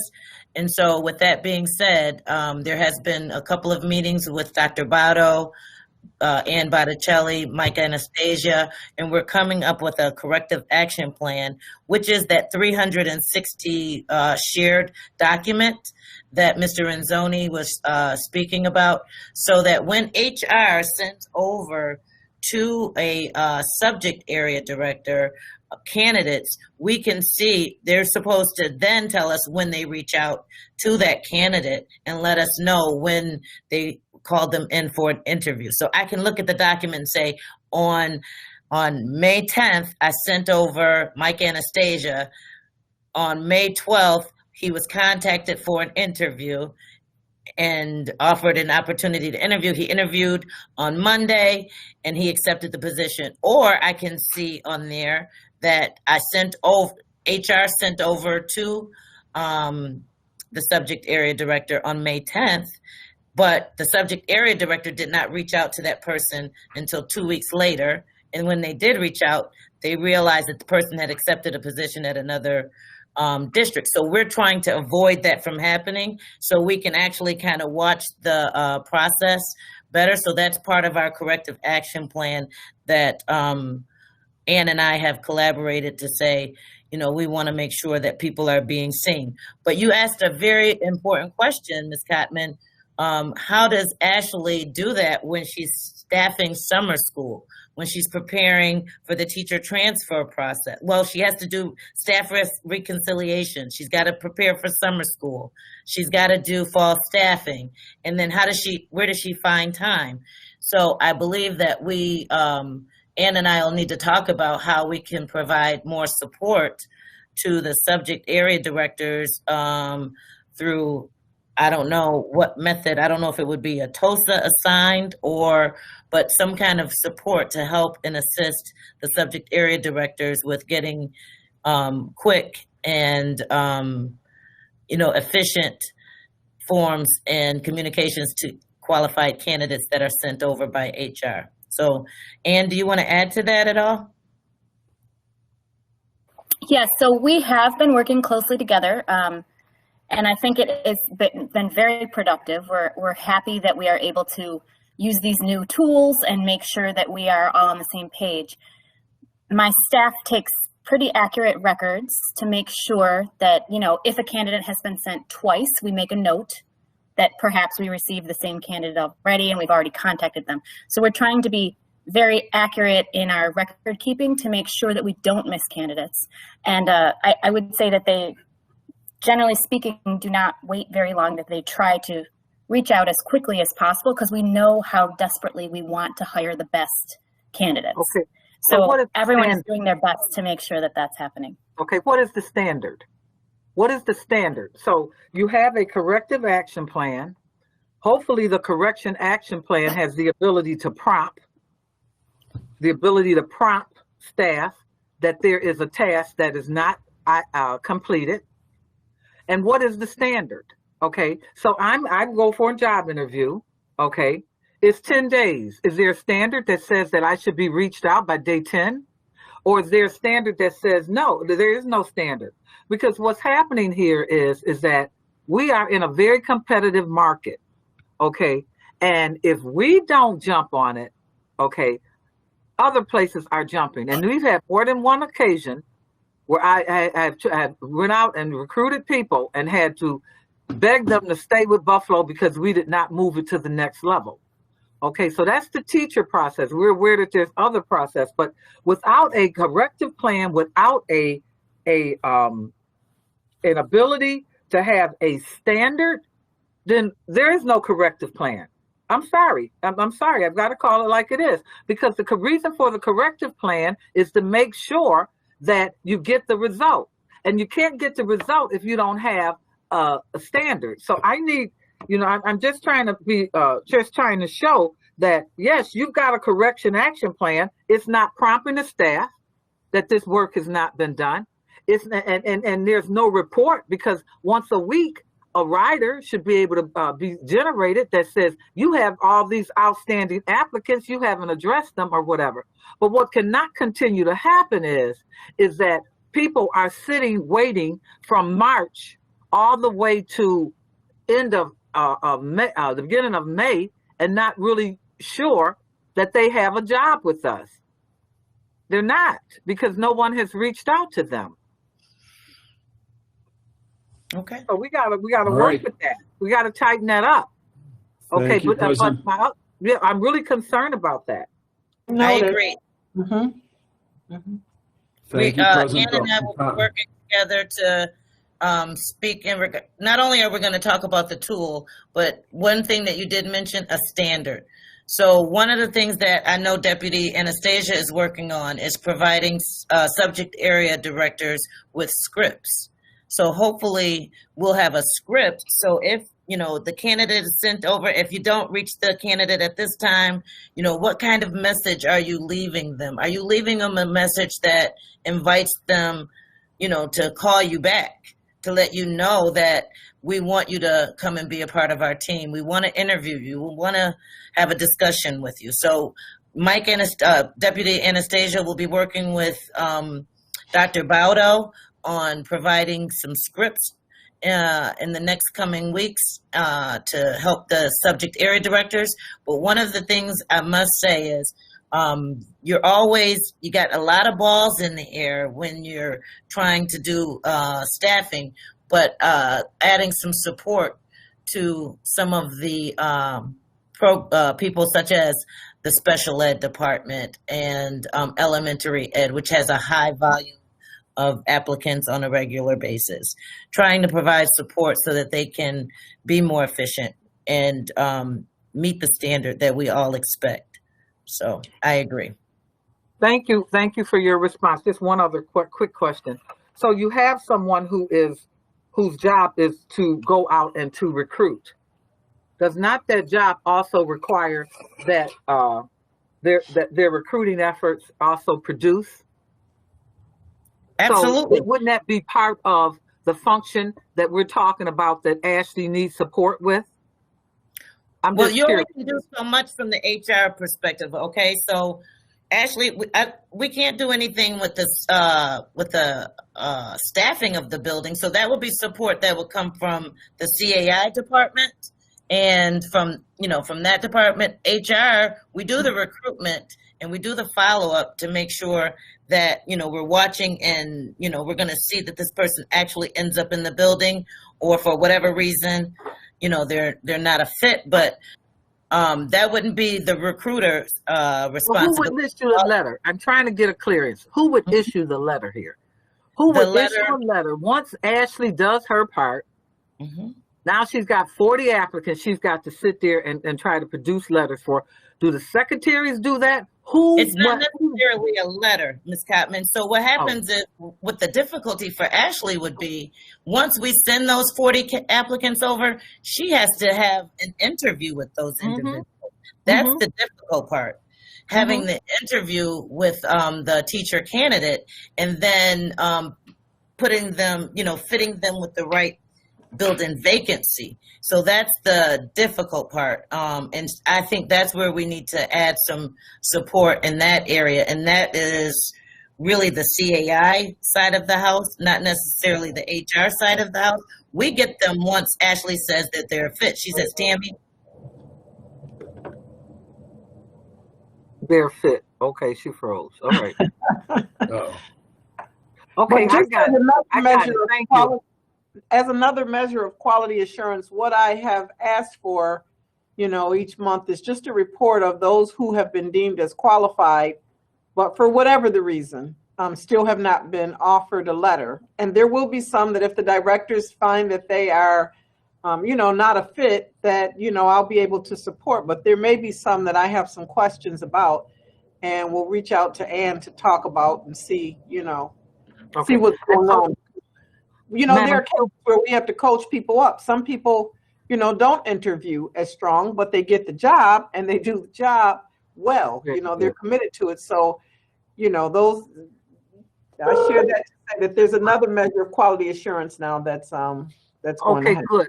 Okay, good. So what training has the staff had regarding implicit bias and things like that you're screening who's going to come and work for our district? What training have they had? Okay, what have they had? Because all of us bring, implicit bias to the equation. What training do we have? And I've asked that question not just of you, Tammy, Mr. HR McGee, but I've also asked it with Jim Barnes and the people who are screening our RFPQs and etc. And so I feel that there should also, Madam Superintendent, be a list of things that people have completed before they are deemed ready to determine what Buffalo Public Schools needs. And that's just how I feel.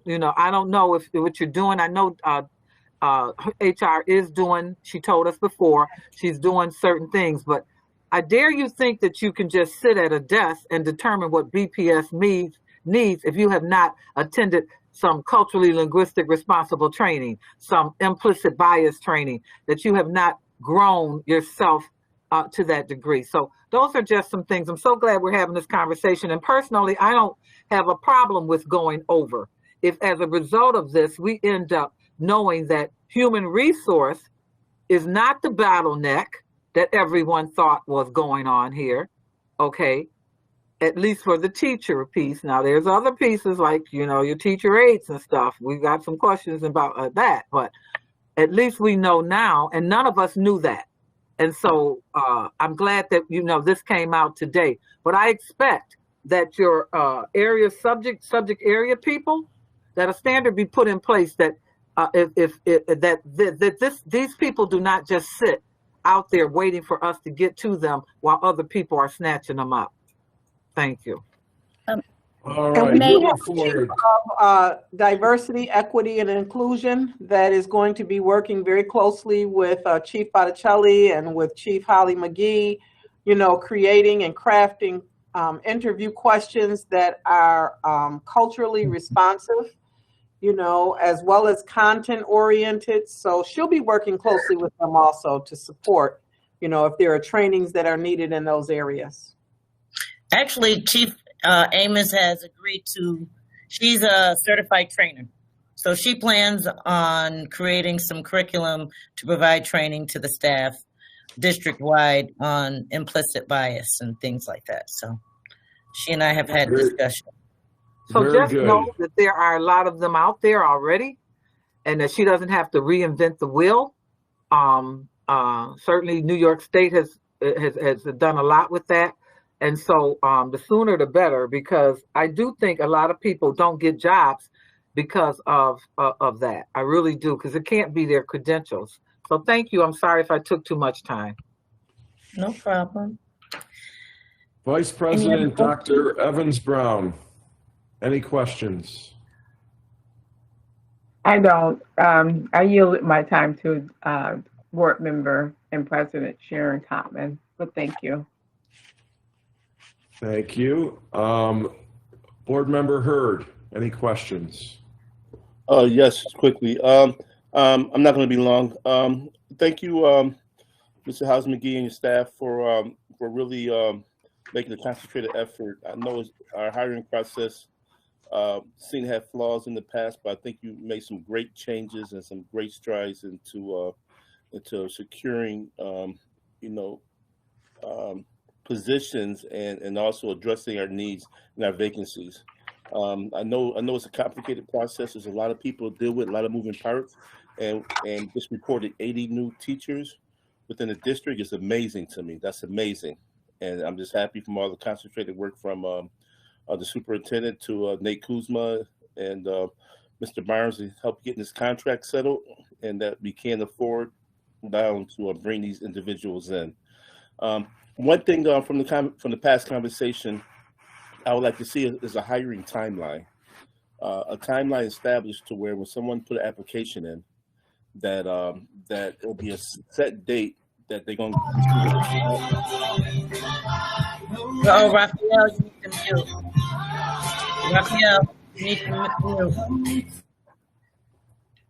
Okay, yeah, somebody have a set date to where when someone put an application in for a position, and also that they can that they can receive all instructions about how to fill it out, whether you're going online and fill the application out, and what would be the timeline to get the transcripts in, your license, your resume, your references, all things that's required to be hired, your fingerprints, so that it can be more constructed, so everybody can be on the exact same path. Another thing I would like to see, is recruitment, is to our collegiate. See what we're doing about, I haven't heard it from you in this presentation. I'm quite sure you're doing it, but reach out to the colleges for the new graduates that's interested in education, and how we can establish that, not only our local, but reach out across New York State and bordering states. Oh, yes, we're doing that. Absolutely. Yes, and we're not only doing it for teachers, we're reaching out to the colleges. Like last week, we had individuals from the Human Resources Department trying to fill some of these positions that are in finance. So we know Canisius is a finance college. So we're out there and we're meeting and we're tabling and reaching out to Canisius College to grab some of these college graduates to get their foot in the door in our accounting department. So Director Girdlestone, do you want to speak to that at all and what you did with Canisius? Yeah. So the website, the one website that I mentioned, Handshake. So things have changed a lot in recruiting, and with colleges, you used to be able to reach out to the colleges directly and you could send the Career Center the job posting. Now everything is done electronically. So what Handshake does is Handshake allows us to put a job posting up and pick and choose what colleges we want that job posted at. So we did get an applicant from Canisius College for our junior auditor position. He happens to live in Tonawanda, so I am going to reach out to him to discuss if he's willing to move. But that is one of the other hurdles that we face, is the City of Buffalo requirement for some of these jobs. So I do make sure that it's known and that it's posted on the jobs when I post them. So I'm hoping this gentleman will be interested in moving to Buffalo if he saw that City Buffalo requirement. But we do that. We reach out to the colleges, and Deputy Anastasia is actually just showed us an email that he received from Canisius today talking about our hiring event. So that has been blasted out to all of the colleges locally too. I know there was an application I saw, because we did set up an application for the hiring event. It's not a full application. It's just more informational, because we want to be able to track how many people are noticing this event, or, seeing the flyers, seeing all of the materials that we're putting out there. And I did notice that a couple of the applicants were from UB and mentioned that they heard about it through their Career Center at UB. So it is getting out there to the colleges. Okay, so what about our HBCUs? How are we reaching out to those individuals when they have to have the the Buffalo residency requirement. So, Well, that's you can go, Chief McGee. I'll answer it. Okay. Yeah. So for the teacher side of the house with the HBCUs, when you're a teacher and instructor, you don't have to live in the city. Okay. So a certified individual, if you're a teacher or an administrator with a New York State certification, you do not have to live in the city. However, if you're going to come to the civil service side of the house, you have a few months to be able to gain a residency here in Buffalo. So Chief Amos and I are going to participate in a couple of HBCU hiring events in the near future, so that we can, but we want to make sure we package it well. We want to do this with some good, solid, factual information from the Buffalo Convention Center, Greater Buffalo Partnership. We want to talk about how Buffalo is a great place to live. We got to attract people that are living in these southern states in nice warm weather. We got to attract them to Buffalo. So we want to make sure we have a nice, attractive package. Talk about Ellicottville, talk about the wonderful things to do in the wintertime. When they hear Buffalo, they hear cold. So we want to talk about something that's going to attract them. We want to talk about how it's an affordable place to live. You know, it's a somewhat safe place to live, and all of the attractions of Buffalo. So we're trying to make sure when we go out there to the HBCUs and try to recruit people to come to Buffalo, we have a nice, solid package that will attract them to come here. Okay, please include me on those trips. I wouldn't mind going even on my dime, just to absolutely that part of going down to HBCUs and just say more about Buffalo. So we're doing it strategically where there's an actual HBCU all hiring conference. So, we're not going to go individually because that wouldn't be cost effective, but there's like a couple of where all of the HBCUs are coming together and they're doing, they're looking to help people get placed into jobs. So we're going to career and hiring events specifically. Okay, are we going to be at the upcoming events like the Juneteenth and the Hispanic Day festivals, and we will have a presence. We will have a presence, but it will be up to the superintendent to what magnitude she is going to, support that. But we will definitely have a presence. Like we did last year, but we didn't have a float or we didn't have necessarily a table, but we did have our brochures and our information out there to share with people. Yes. So it's timely that you asked that because we just recently had a conversation about it. Dr. Morrell has been working with Solar Ingram on the Juneteenth. I think she's the chairwoman this year for it. And so, I think they're still working out details and how, what our level of involvement will be. So I'll be meeting with Dr. Morrell to find out, what the level will be of involvement. So I would love to see a float on a truck and have our kids out there, playing music, dancing, and our She promised one last year. You said you were going to have one. You said that last year. I remember. I did. But then after May 14th, I got a little, but this is a new year and we're resilient. So it's a lot of policing out there. I'm sure we all be safe. We get some banners out there, Buffalo schools banners out there, and the hiring also incorporated into one. I think it'll be very, very useful as a recruiting source. And Dr. Williams and I were both at the Hispanic parade last year together. Yeah. So we definitely parade, the St. Patty's Day parade. We support. So yeah. But you didn't, Dr. Williams. In fairness, you did not say that we were going to have a float last year. You did not. You said this year we were going to have one. Did I say that? Yes, you did. Yes, you did. All right, board. Superintendent is hold on, let me finish up. I'm sorry, I got a couple more questions. All right, we're well over our time, so let's be concise. Okay. A lot of our charter schools are incorporating teachers into their programs from colleges, some instructors, some professors.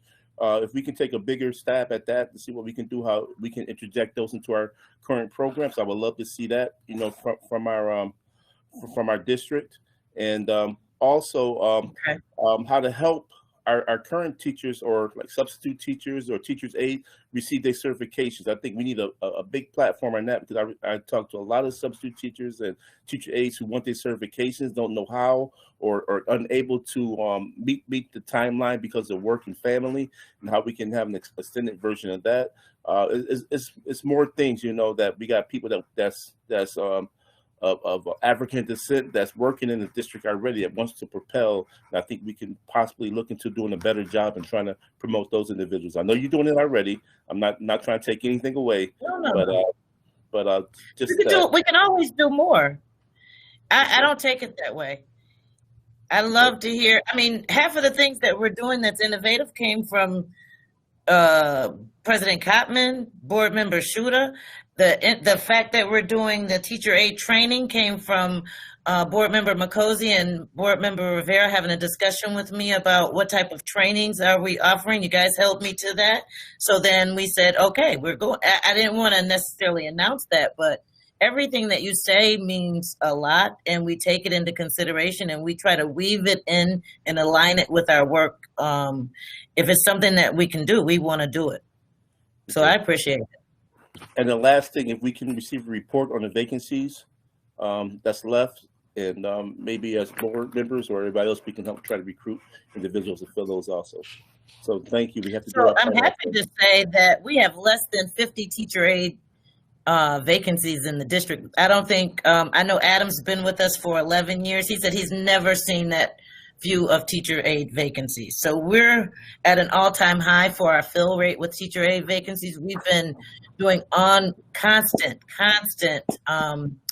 recruiting and filling of those positions. We even have a building principal that said, you know, I know my thing says I need 8, but I don't. You can give them to somebody else. I don't.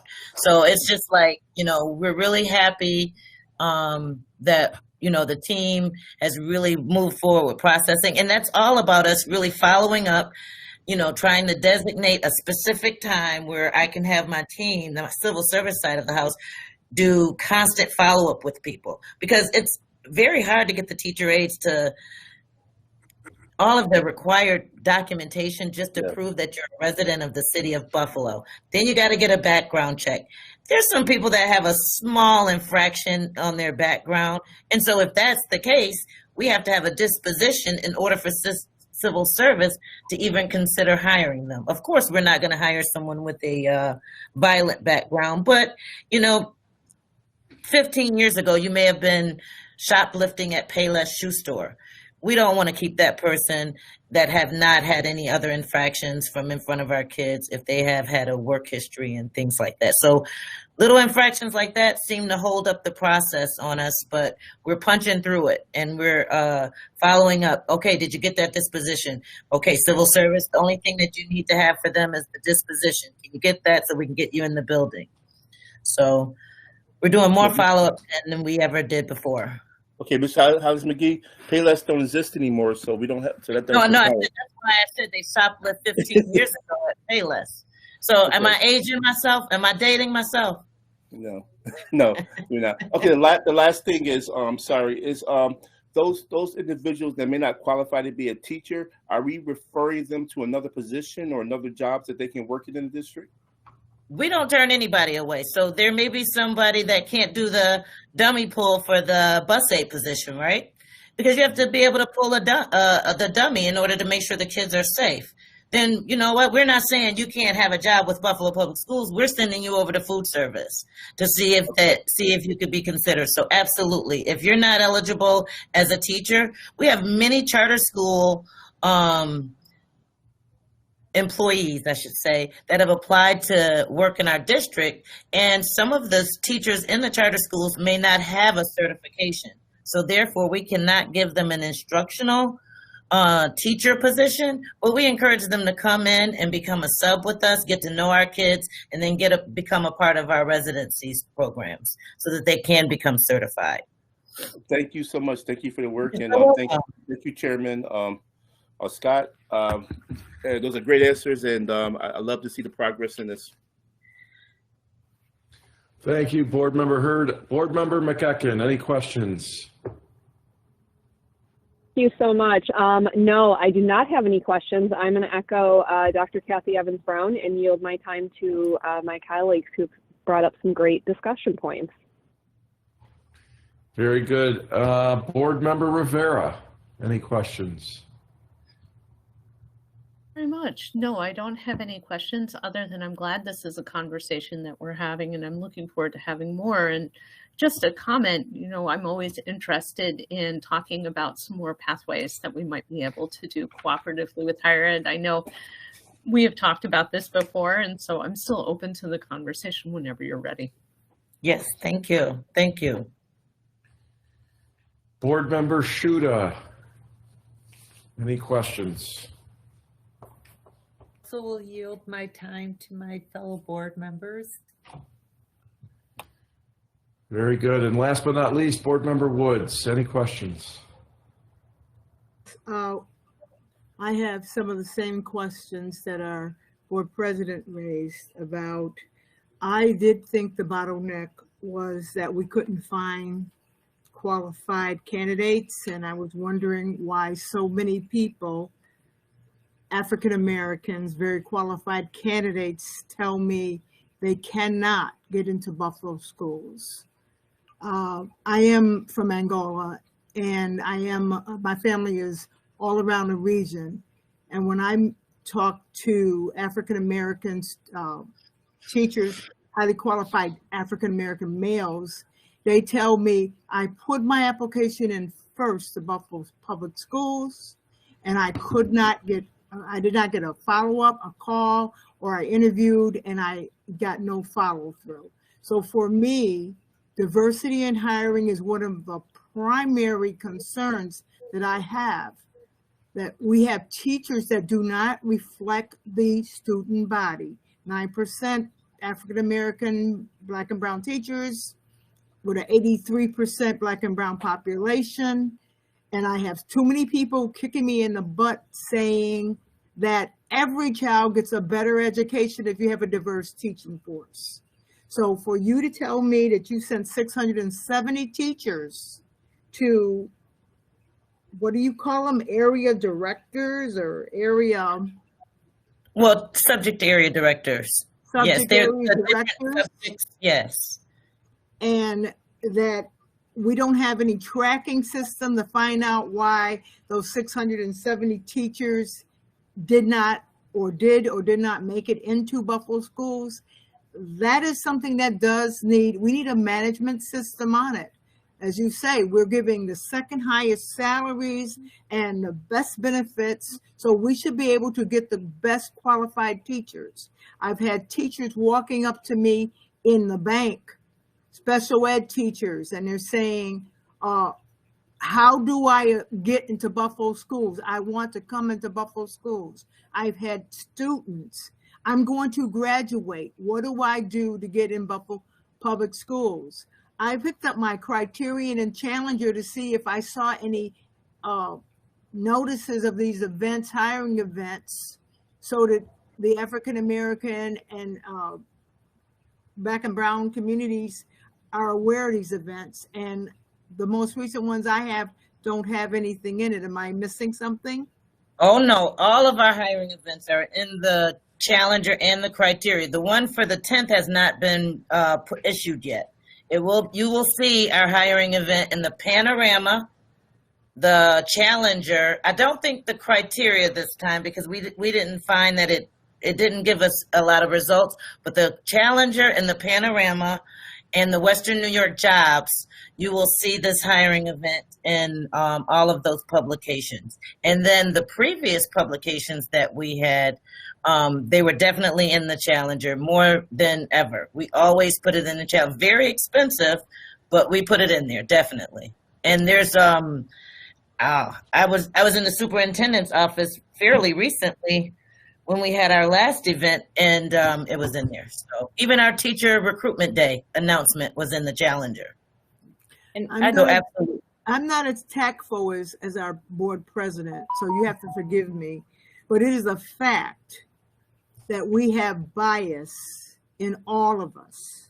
It is a reason what we have culturally relevant linguistic training. and that our staff that are reviewing and the area directors and anybody that's doing hiring, the fact that they need to have be aware of their own biases.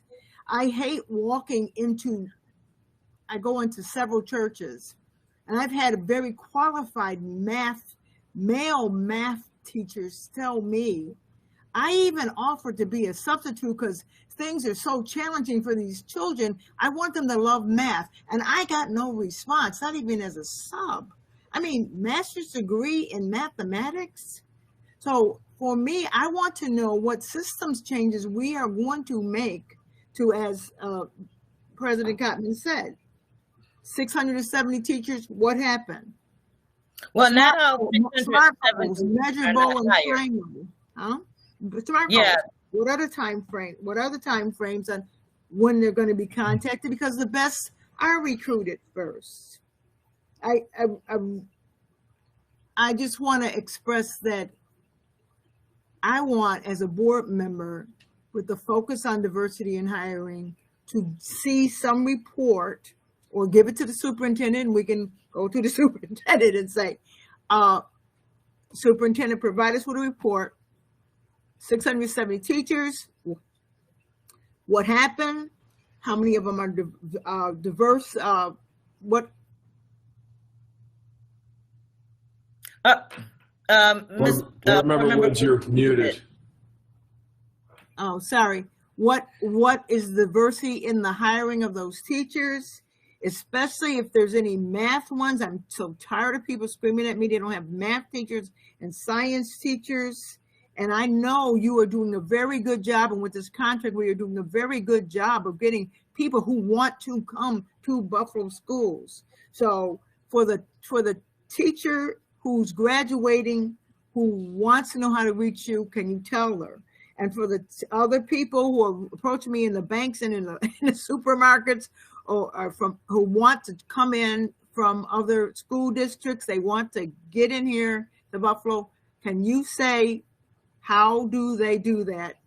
So I don't have to tell them, go look somewhere on Buffalo Public School page. There's this page for hiring, and you do whatever. Can you just tell them so that they can hear?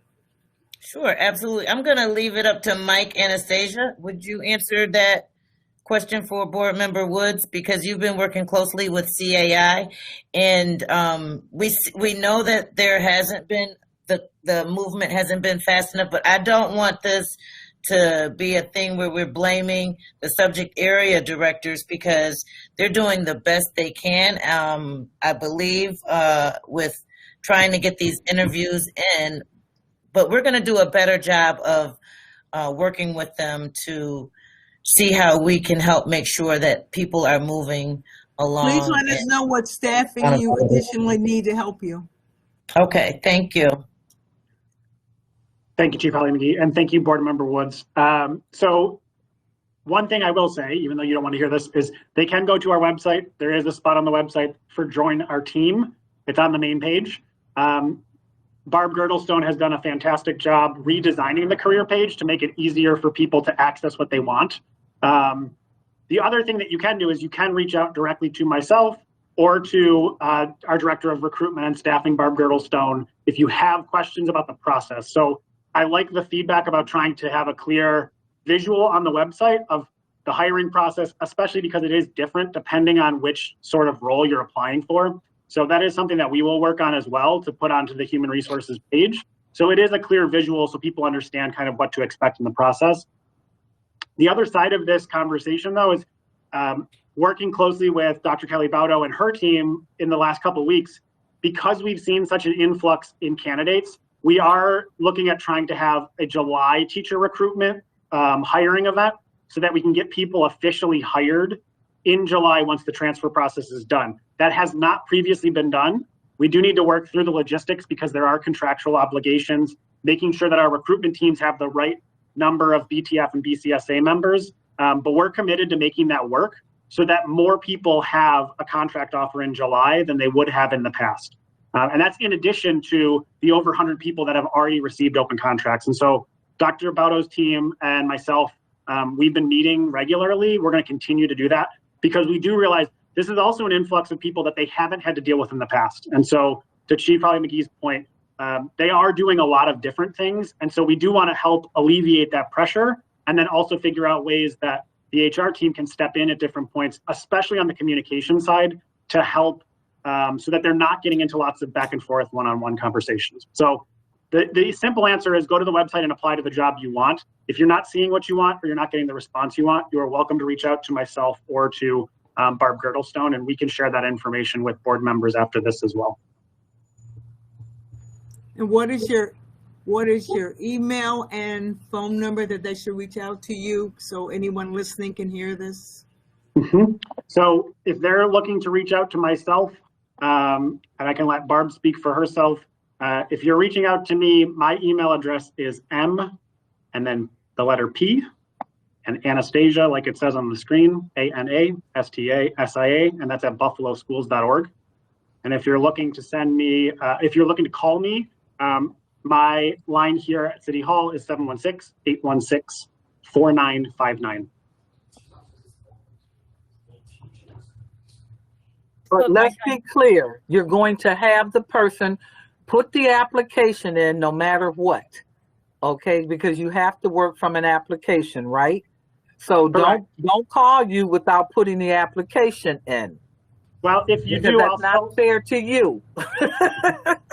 I'll still be happy to talk to you, especially if you're interested in teaching, because I love teaching and learning. But I will say, to your point, yes, Board Member Pelton comment, I want to make sure that people are applying, because to the point about bias, from the HR side, we are screening based on the qualifications that are in the job. And so if you do apply to something that you're not qualified for, you may not hear back from us. So for anyone who is interested in applying, if there's not something there that you're seeing, please reach out to us, because we have so many different jobs here at Buffalo Public Schools. If you feel like you're not qualified and you're curious if we can help you, that's where myself or Barb Girdlestone can help try to find the right fit for you. If you don't have the teaching certification right now, that doesn't mean that you can't work with us. We will find a spot for you to get into our team, and then we'll try to help support you if you're interested in becoming a certified teacher. Are the emergency certifications still in effect?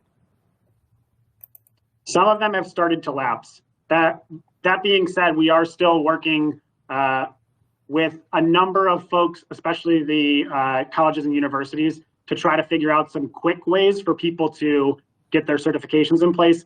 A lot of that really depends on what previous coursework they've had. So one of the additional things we're doing with UB, outside of the teacher residence for next year, they're going to help us certify 4 more teachers with a bilingual extension. Those are people who already have some sort of teaching background, though. So it really depends. This is where we want to have a personal conversation with people. We don't want to steer someone to a job that's going to take them 5 years to get.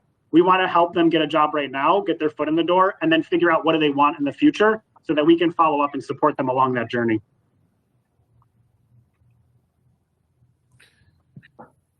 All right, very good. I am going to retroactively yield my time to my board colleagues. Superintendent Dr. Williams, any closing thoughts? No, I think we had a very good conversation. I hope that, board members see that, we've got a great team. We've got a great team in HR. We've got a great team with the CAI department. They're working together. We're going to continue to modify and get better and better. So that's it. Thank you for the presentation. And thank you for all your hard work. Still a lot of work to do, and I trust that you'll continue to be innovative in marketing and recruiting the best teachers to Buffalo Public Schools. So carry on. Thank you, everyone. That concludes our work sessions tonight. That's right. Keep going. Good night, guys. Thank you. Good night, Good night, everyone. Good night. Diversity, equity, and inclusion.